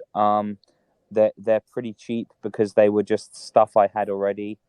You get a canvas, you get an NFT, and you get proof of ownership of that NFT and canvas. And my plan is to move on to putting .eth on other things, and the next thing is going to be ETH on photos. I think you can put .eth over lots of things, and I think it's a really interesting game to play with value, and yeah, that's essentially it. So cool. Thank you so much for sharing. It sounds like you have initially done a lot of physical art, and for this to be one of your first forays into digital art, that's pretty neat and sends a pretty powerful message that you get to do that with .eth. Pretty cool. Yeah, thanks, n0vax. Thank you very much for asking the question. And I already was a digital artist, but it's more that I wasn't an NFT artist. All of the canvases that have stuff underneath them, the art underneath them will never be minted as NFT art. So the stuff that people are getting is just stuff that will only ever be seen through the window of .eth. And so that's kind of the theme I want to have throughout ETH on art, which will be bespoke artwork that's been encased in .eth, and people can buy a physical piece, which they can have for their house, or they can put wherever they want, and they will also get an NFT. That's the pitch. We've definitely got a bit of Warhol, you know, we've definitely got a bit of Duchamp going, you know, we've got some great art criticism and some, you know, some interesting exploration happening here. I think it's very, very fun and the conversation is important. So thank you guys for being part of this, you know, moment in time. I want to speak quickly about super domains because they blew my mind, man, and they're so relevant to .eth, man, because think about it. People are saying that in the future we'll just drop the .eth, you know, and that it will just be n0vax. You'll just go to n0vax enter, you know what I mean, in the browser, and you'll just go to ENS on, you know, ETH on canvas. You'll drop the dot. So the idea here of the .eth being a window into like the super domain. So let's say game.eth. Well, how would you represent that as a super domain? Maybe just like a really iconic image of gaming, you know, framed by the .eth itself would be an epic way for anything to like be iconically identified in its super domain format, with the .eth as being kind of this overarching contextual thing, but not even whispering the name itself, but only representing it as a photograph.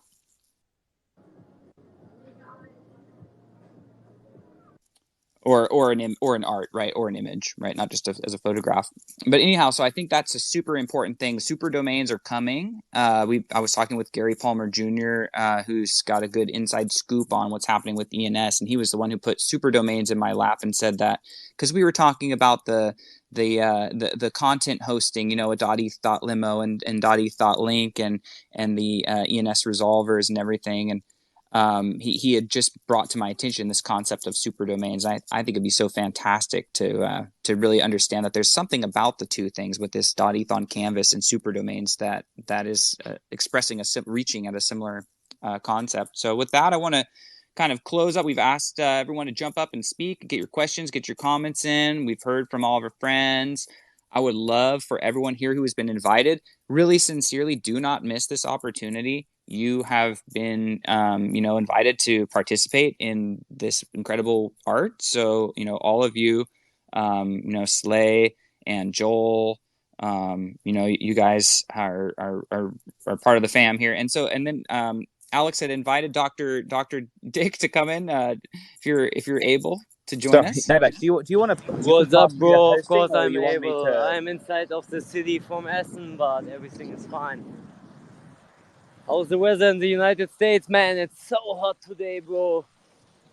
It's fantastic where we're at, my guy. What were you just saying, Alex? Though, did you want to say that one more time? I didn't catch it. Sorry, if you need to go, I can carry on hosting. If you want to pass it on to me, I mean.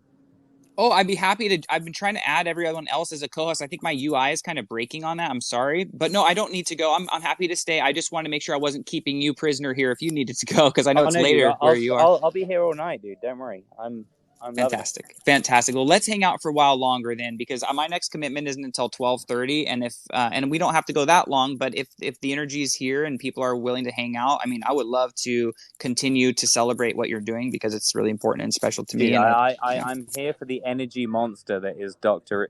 F. Yeah, let's go, Dr. F. Jump in. Yeah, I was listening already to this Canvas project. Yeah, before I didn't know what the word Canvas is meaning, but yeah, right about now I know it. And we was discussing already about why only .eth, why not the name before. Yeah, everything is clean and clear for me. My problem is I need before a villa and a nice room with my computer and all of this inside to have this at home, because man, my flat is too small that I have to decide at home where a picture is hanging. Yeah, this is only a joke, but no, it's a really nice project. I love people. You know me, I'm a mechanic. I own an own business in real life and Web3, so I love people who are building and who are fully invested and who are degens. So this project has a deeper meaning. It has a nice value. Everything is clean. So I don't know why not to buy it. I don't only have not the right room at this moment. But yeah, you're absolutely right. But I will only tell you one thing. I was seeing your roadmap and all of this. What is when a nice photograph artist, I don't know who, I only want to brainstorm with you, is coming on this idea to say, man, I have 10,000 photos, really nice photos. I will do the same. I will only want to tell you, if you have the possibility right now, I would make a bigger supply in the Web3. And if the people are getting crazy, man, then you're rich, but then you have Exactly. to go crazy That's a from too. really, really, really good question.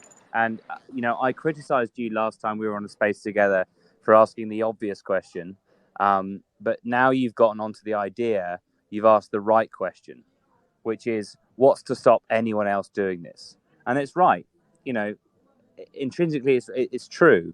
Everybody should be able to do this, and that's right. And I had a conversation with someone very early on in this project where I thought what I should do is, let's make it open source. Let's give the AI file to the caveman, and let's make eth.eth. Let's eth encase everything, and let's make it like supreme, and let's make it ubiquitous and crazy, and everything can be .eth, and that has its merits as guerrilla marketing, in my opinion. But I think that's not necessarily the market we need to crack. I think the market we need to crack is the art world first, and we need to make bespoke things valuable, and we should play around with the idea of .eth being valuable. So we should make finite amounts of things, let's say valuable, and we make different things valuable, and we crack the real world. And the truth is, I was trying to explain this to my sister, who also was proposing this question to me this afternoon, and it's true. Everybody should be able to do this with everything. But isn't that what minimal art is? And isn't that what the art world's been doing forever? There are pictures of, I mean, it kind of goes back to the thing that Damien Hirst did that I spoke about before, which is he took a skull and encrusted it with loads of diamonds. And he said, and it was the most expensive piece of artwork of all time. Probably, I don't know when it was, but it was ages ago. And he wasn't saying that anyone could do, he was saying anyone could do this. Making something valuable is just about what you conceive to be value. So I've bought ETH on art.eth. I have In the another question. Is there a future, signature from you on this canvas? these are all my own artworks. So the initial series, ETH on Canvas, is all of my own artwork. So Yeah, I know. But if there's a signature, a real signature from you on the real picture. Yes, exactly. There is a signature Okay, on the that's enough. canvas. Okay, that's enough. Because then it's all, you're the first, and then of course all the others can copy. Okay, your question is answered from my side. Yeah, this Thank is you for very me much. authorizing enough, because then you was the first. It's like I was the first who put it the 5 Banksy pictures he didn't want to have as a copyright. Yeah, you're right. And also, thank Man, you I for was England women versus Germany signified 2 the days ago. first. So this is not a topic we have to discuss. Yeah, I have to take a Coca-Cola. I'm here at main station. I will be back in 2 or 3 minutes. But yeah, man, I love you, Dr. F. You are my hero. Thank you for being with us, and thank you for joining the conversation and with your hilarious energy and your fun ideas. And we just respect and appreciate you. Thank you for coming in with some fun. And you know what? I think tonight or last week I missed the ENS happy hour, which is where we last hung out and we were jamming out. So I hope that we can all connect this Friday for ENS Happy Hour with official ETH Nerd, because that's like one of my favorite things. And I was bummed out to have missed it last week. And I'm hoping that you and I can catch up over there, if not sooner. And actually, sorry, n0vax. I'll just expand on what. Maybe it's better I expand on what you get when you win, let's say, the auction. You get a physical canvas that is signed and numbered. And then you get the NFT, obviously, which is this, the giant JPEG of the artwork. But you also get let's say, a proof of worth, third-party ownership of the artwork. So it's not to say that you get an NFT and you get an artwork. You could, I mean, they are, let's say, linked together intrinsically in terms of what you buy. There's nothing to stop someone selling, the art, the canvas separately to the NFT, but it would then, disintegrate in value if you did that. So I guess, that's also an interesting thing that I need to talk to people about. But I hope that sort of people get the idea that this is also, and I think one of the themes of ENS, and one of the most sort of, let's say, one of the best things about it is that we all know that it's unruggable. And so this concept is also unruggable because it's linked to ENS. And so, you get a canvas, it means something to you. You have it in your house. And if you really believe in this concept, it's really important to you, regardless of what happens. I mean, I'm not saying that, this won't happen. I mean, I'm involved in this. I think ENS is going to be huge. I should say that, I have my own domain names. I want to sell them. I want to make money out of this.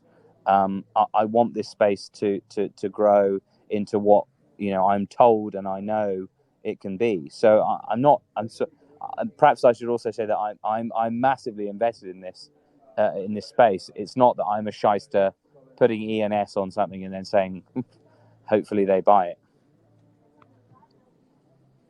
Yeah, man. Thank you. It's pretty epic to me to think about the opportunity to scale it and the self-control the discipline that it takes to like stay in the bespoke wheelhouse, no pun intended.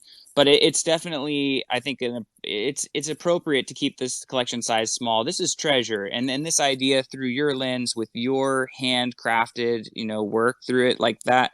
To me, I think this is some of the most epic, culturally relevant art on chain, and I really appreciate that you're doing what you're doing. So thanks for being here on this space of all spaces. This is a real honor. And to have like some heavy hitter collectors and friends. I mean, thank you, Bobby, again for being here, PV for being in here, Near and Joel, Joshy, and everyone. Enes Punk's in the house. We got some homies hanging out who are have an appreciation for the finer things, the real finer things. So PV, it'd be so cool to hear from you, man. You've been up here for a minute, but haven't really got a chance to chat with you, dude. Are you seeing what we're seeing?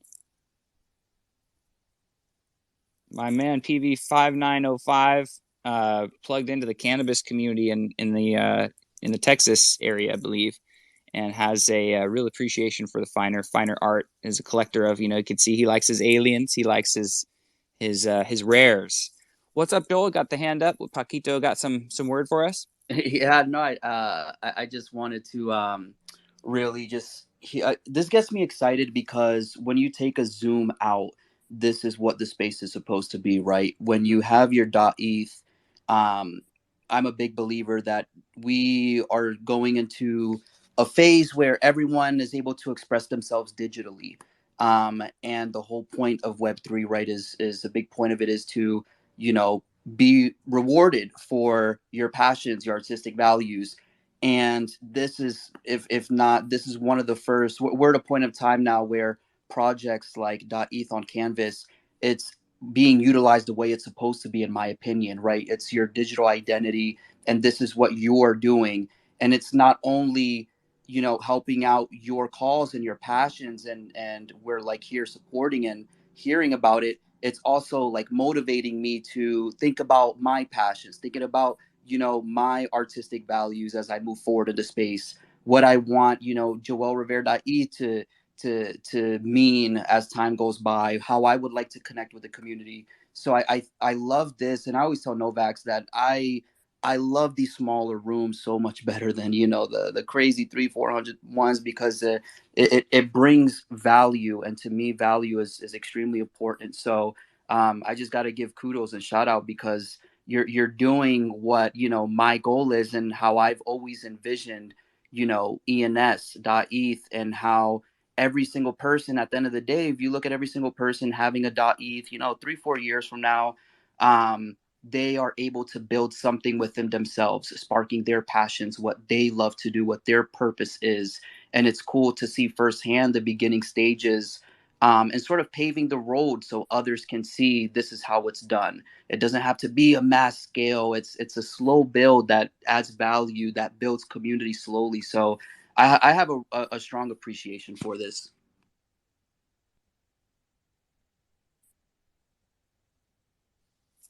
My guy, we all do. It's fun. It's looking good. It's looking clean. I was just imagining the whole thing in a grayscale with black and white photography. I mean, I can just so it's so hard to. The aesthetic is so fun.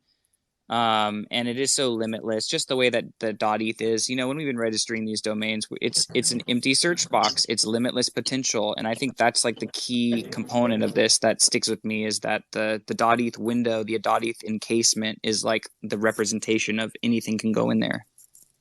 Yeah, and I think one of the things that's quite important. I mean, perhaps it's important, but I don't know. It's something that I saw from the off is that we have like so many people involved in this, like ENS in general, and like a lots of us are involved in other projects or let's say art projects, and we all seem to sort of know a bit about art or maybe know nothing about art, but we all crave the idea of being able to have something in our house or like have something physical or even not physical but have an NFT that you can actually explain that means something. And I think that goes a long way. And I think this is like a minimal piece of artwork. It doesn't mean a lot. Like it shouldn't mean a lot to someone looking at it who doesn't know about this, but like you can explain it to someone in such a succinct way that I think it resonates with you, and you can really be passionate about it. And for sure, ENS means a lot to everyone, especially everyone in this space and everyone, in the larger sort of circle. So it would be, I just think it's awesome to have like a great piece of minimal art that you can actually explain. I don't know how many people here have been part of the art world, but like a lot of it is bullshit. And so it's like being able to explain some minimal artwork is kind of a nice luxury for you, I think. Outstanding. Yeah. Yes, indeed. And thank you, man. Thank you for doing this.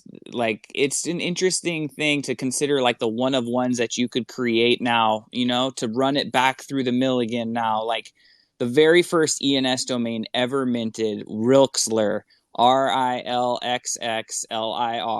lost by Nick.eth in a terrible OpenSea fire.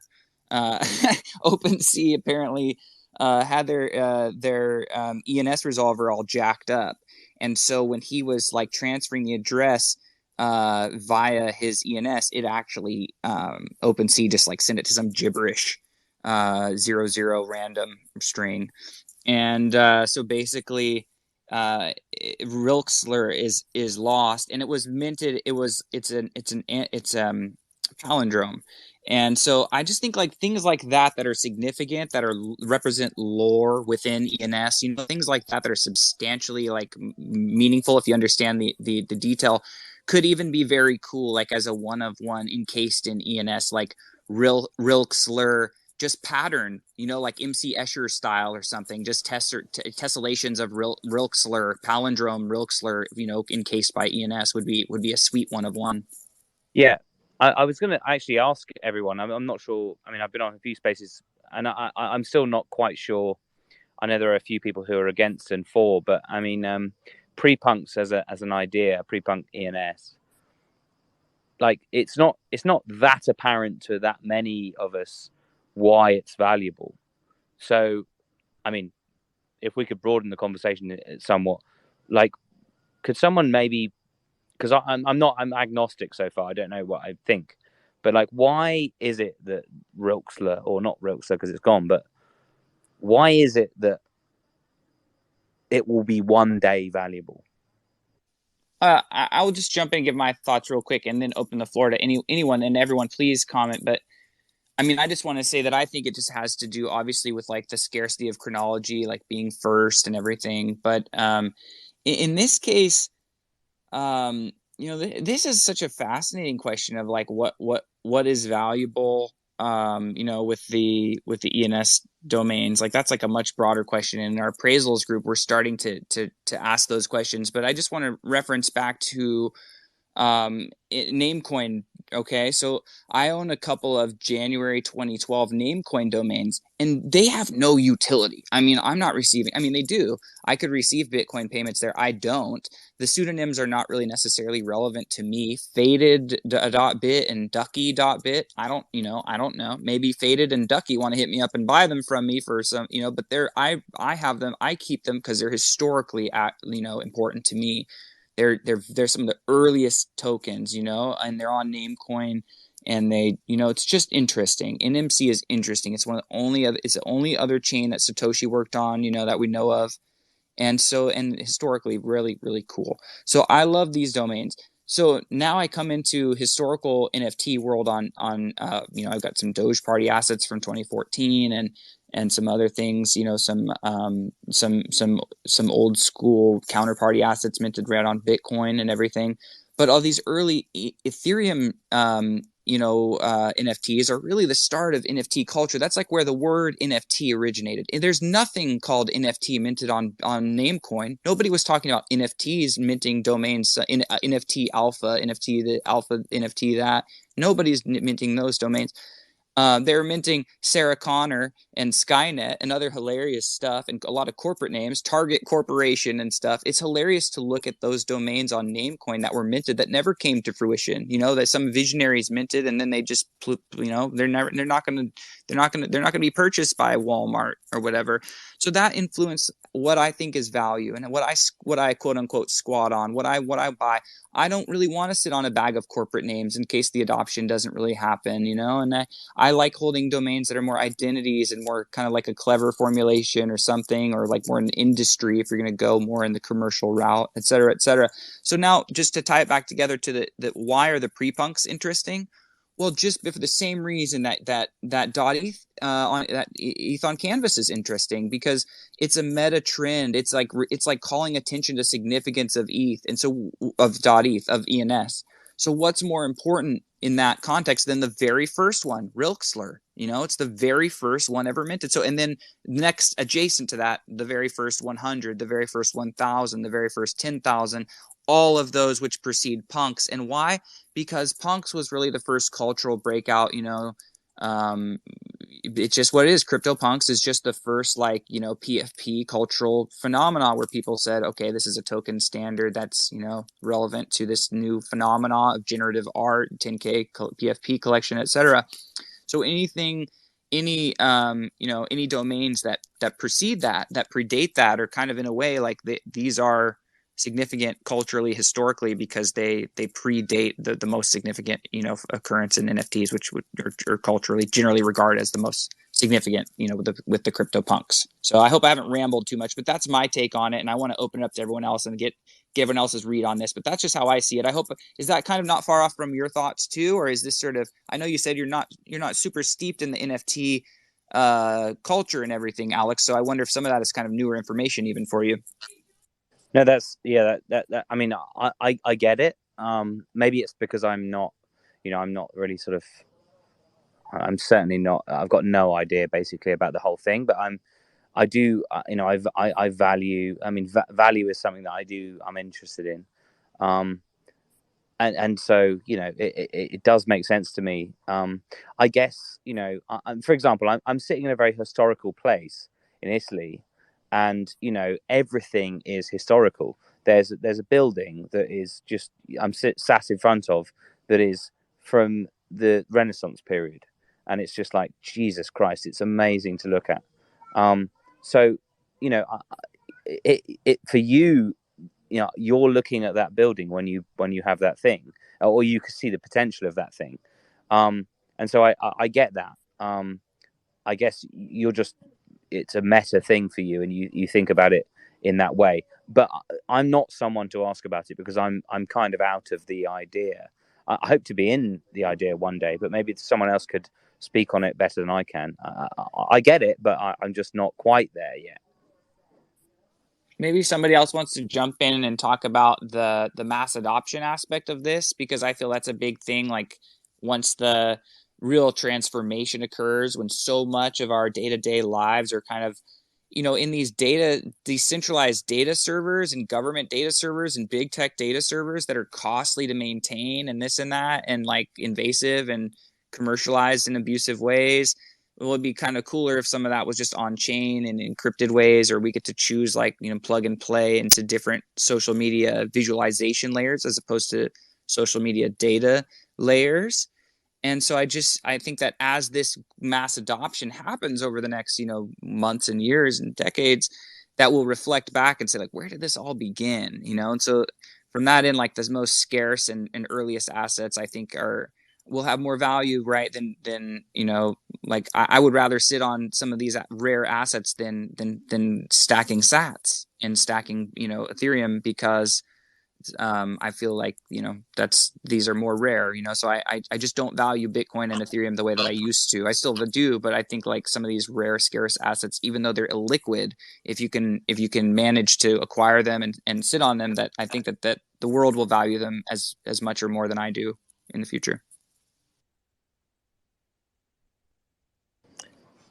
Is Jifu Bao still in the place? Is the guy who has Alipay? Is he here still? Yeah, he's here. Get up here. Where is he? Dude, he just DM'd me, and it's a really interesting question. Sorry, he can't talk. Let me just check, because it's a really good question. Jifu Bao, are you there?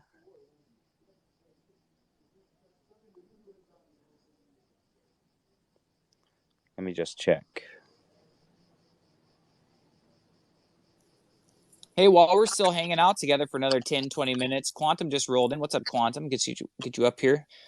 We've been going at it, man. We've been having a nice chat. And .eth, man, ETH on Canvas is something special. And what Alex is doing here is quite significant. And just to summarize it for you, some big collectors are paying attention. Bobby Zhu just picked up a piece, and Nick Johnson from Ethereum has picked up a piece, because people who understand value are seeing that what Alex is doing here is quite significant. So if you want to ask questions about it or join the convo, Quantum, you're, as a community manager for CryptoSkulls, Quantum has an interesting vantage point in the historical PFP and NFT community.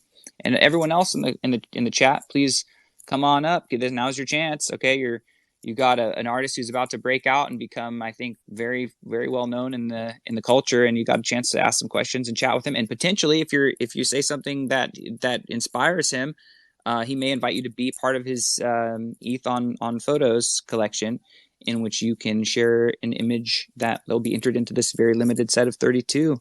So, I mean, why not? Be brave. Now's the chance. Now's the time to come up and join the convo. If you haven't done it, or if you've been reluctant to do so in the past, please do so. And also share out the space, guys. Let's invite our friends in too, so they can partake in this awesome art.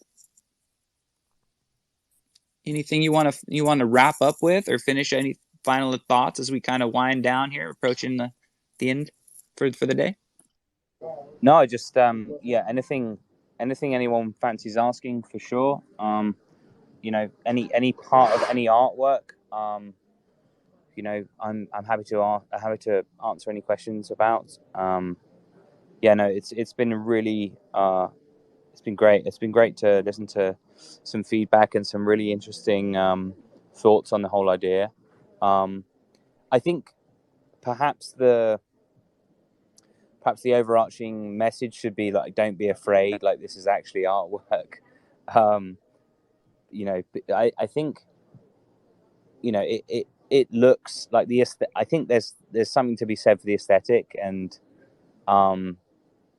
it's minimal artwork, and it's really perhaps difficult to understand unless explained. And you can now explain it to someone if you buy it, and it's it's going to carry on, and we'll do lots more. And dude, thank you so much, n0vax. You've been amazing, and I'm so glad that you kind of saw what I see. Essentially, what I'm trying to do the whole time with the spaces I've been on, I haven't been, sort of the focus of a space yet. So this is the first time I've done this. All I'm trying to do is explain to people that this is a real, like this aesthetic is real. I'm in art. I think this looks cool. That's essentially what I'm trying to say. So, if I have a you quick like it, question. yeah, Jump From in.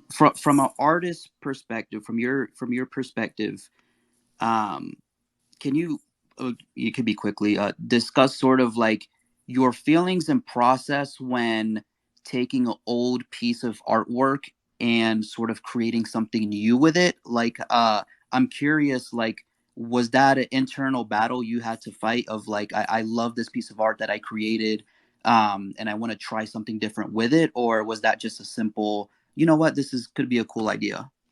yeah, no. So that's a great question, and that actually is that kind of gets down to the gears of like what this is all about.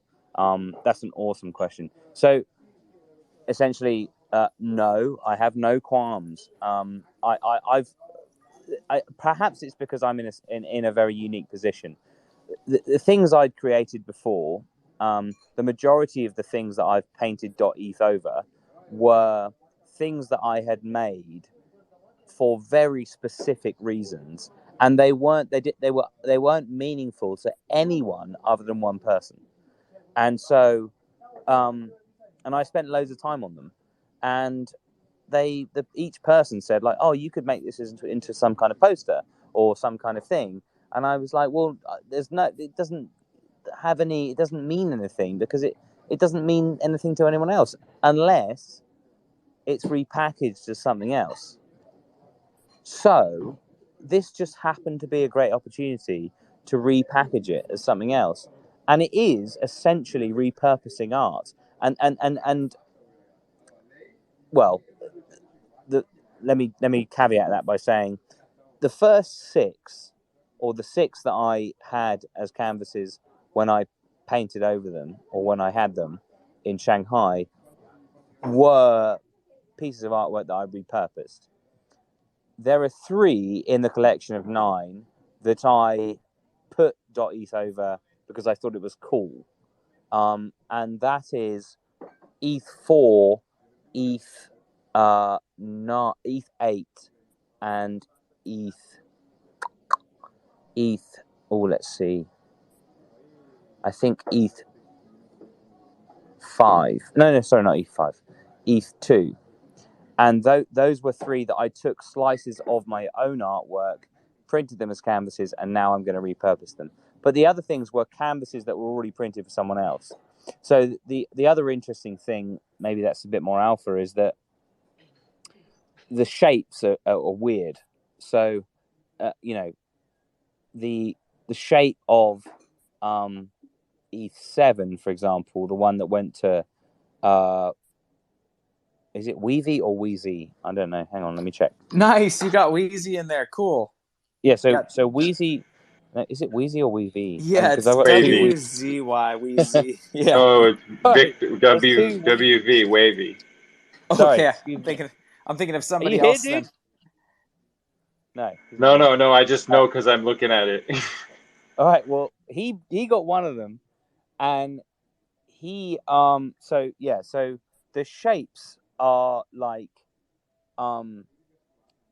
random, kind of, because they were just the canvas that I had, so I had to put .eth over it and still make it look cool. So the one he got is like a really a strangely shaped big rectangle that just it's like that is a huge it's like 1 meter 12. It's a massive piece of art. I mean, Yes. considering it, and it's just white, right? And it's like, okay, will someone really buy this? And he's like, dude, that's fucking the most balling shit I've ever seen in my life. Like, it looks awesome. Just putting ENS in the .eth in the fucking middle of that, it's a statement. Like, it looks fucking cool.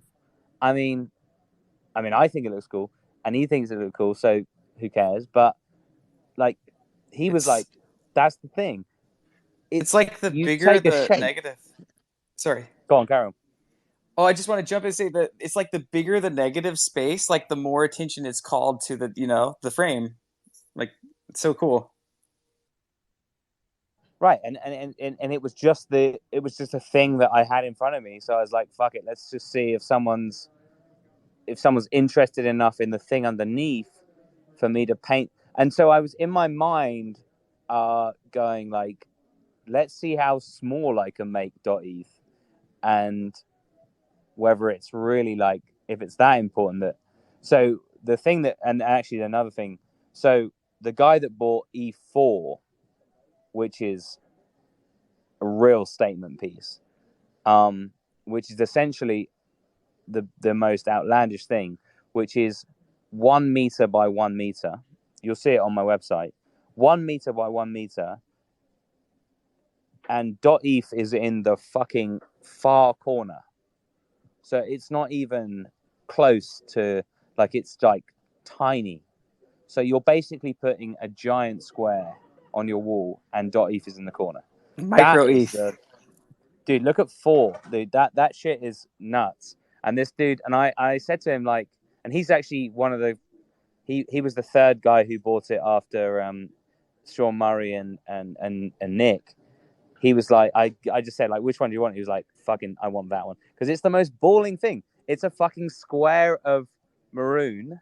I mean, I've got a name for the color that I'll release when he gets it, but it's a giant square of maroon, and it says .eth in the very far right corner, and it obviously it's the art behind, and it's like, okay, this is a statement. Like, this is, and this essentially breaks the art. I mean, my idea is this would break the art world into, they would have kittens over this, because they're going to get so annoyed by the fact that someone's promoting or even selling a piece of artwork that is nothing. And by the way, the people in the art world sell nothing for loads anyway. It's a block of color with .eth written over the top.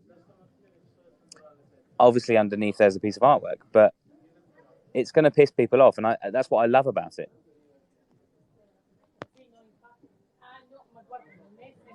Would you ever consider when you sort of say you record the process, like I saw a video that where you record the process, would you ever consider recording that process and virtually you have your virtual NFT, right, and then you have the in real life piece of art, also having a version that is kind of backwards that you can release years from whatever, like say 10 years from now, that shows what that art in the back truly is? I think that would be sweet. Also a good question. Yeah, so I've been quite protective of that, because I think it's good to be obscure, and I think it's good to sort of not let people know. But the truth is, if you really wanted to know what was underneath any of them, you could just go to my website and find it.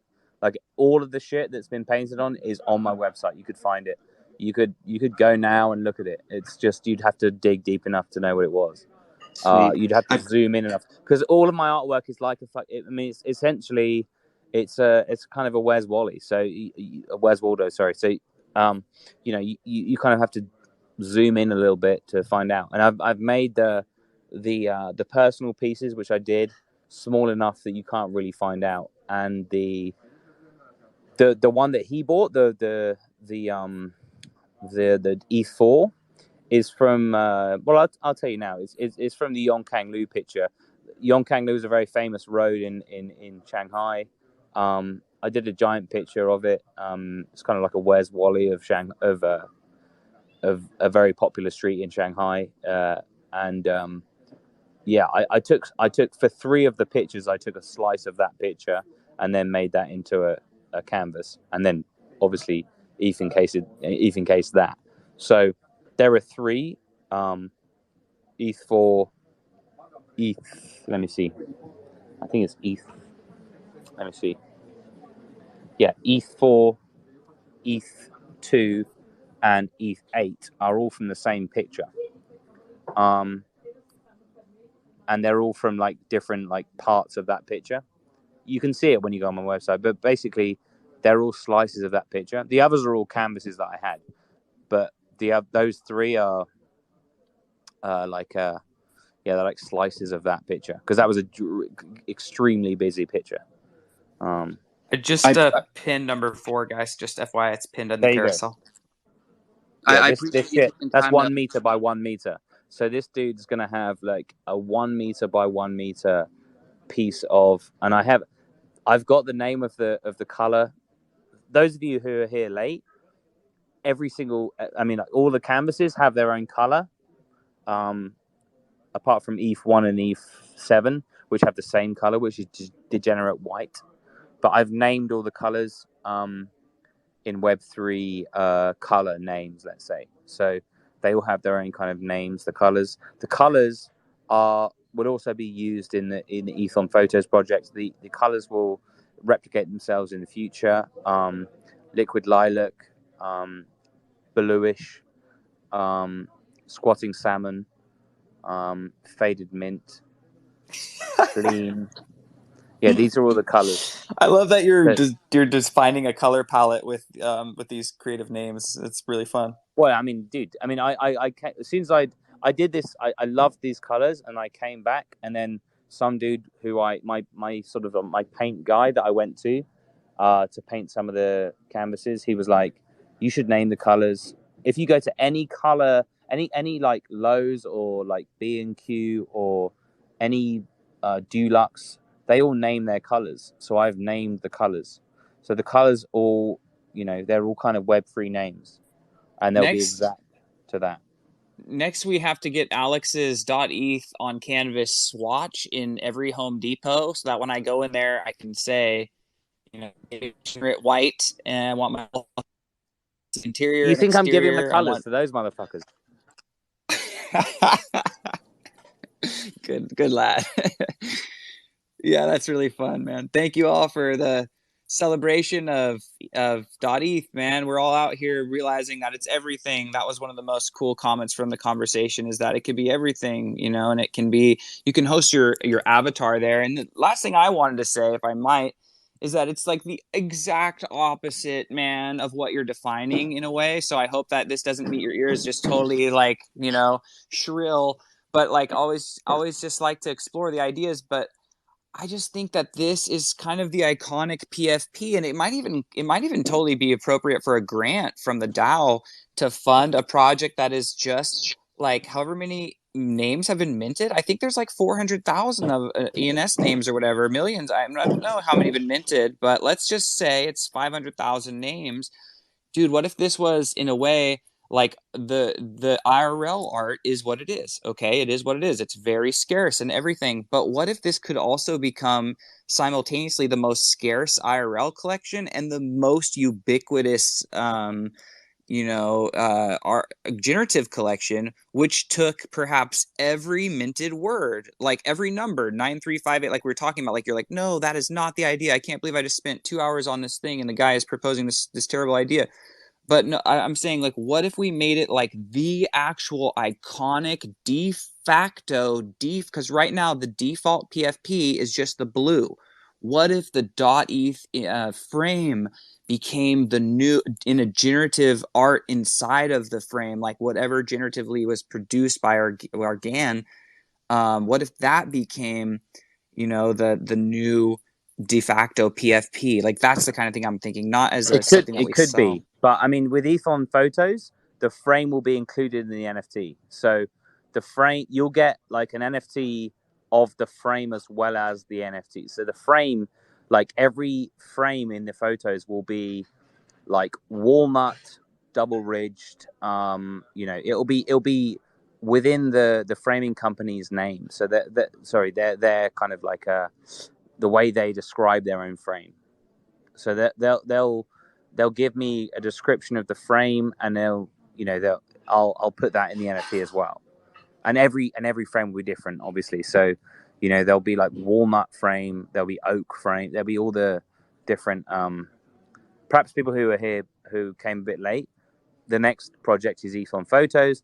ETH on Photos will have a bunch of photos from the community, but they'll all be framed by an onboarded company into ENS. So that company will, frame 32 photos in 32 different ways.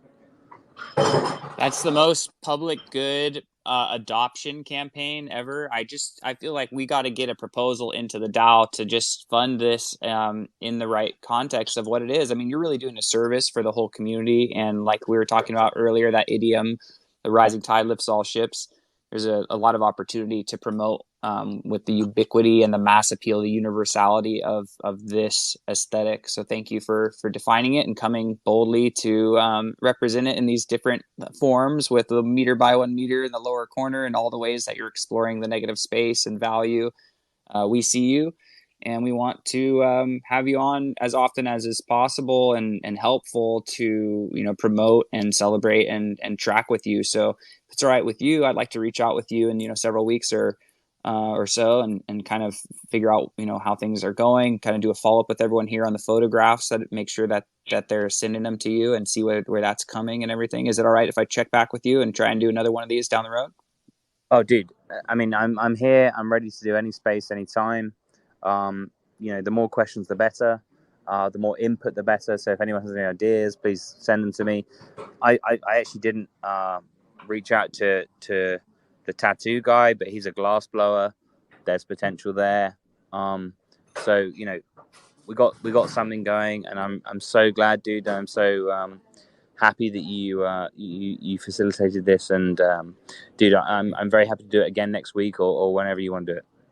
Yeah, that's awesome, man. Thank you. I really appreciate that. And it is, to me, like a cool thing. It's really cool. I really don't have a ton of time to host stuff for my own page. I'm running so many different pages and looking after so many different Twitter accounts that I kind of don't spend enough time. I can post. It's So fun. I'm grateful for the opportunity. Like, this really, to me, is what I want to do here on my homepage. Like, where I want to celebrate artists here. That's how I started. And if anyone doesn't know, it's a little n0vax alpha background. Is that before I started doing any spaces at all, my very first interview was a friend, 404 Tears, who's a tattoo artist and just like a small collection artist on Foundation as well. And you should really check him out, Alex, because you'll love his work too.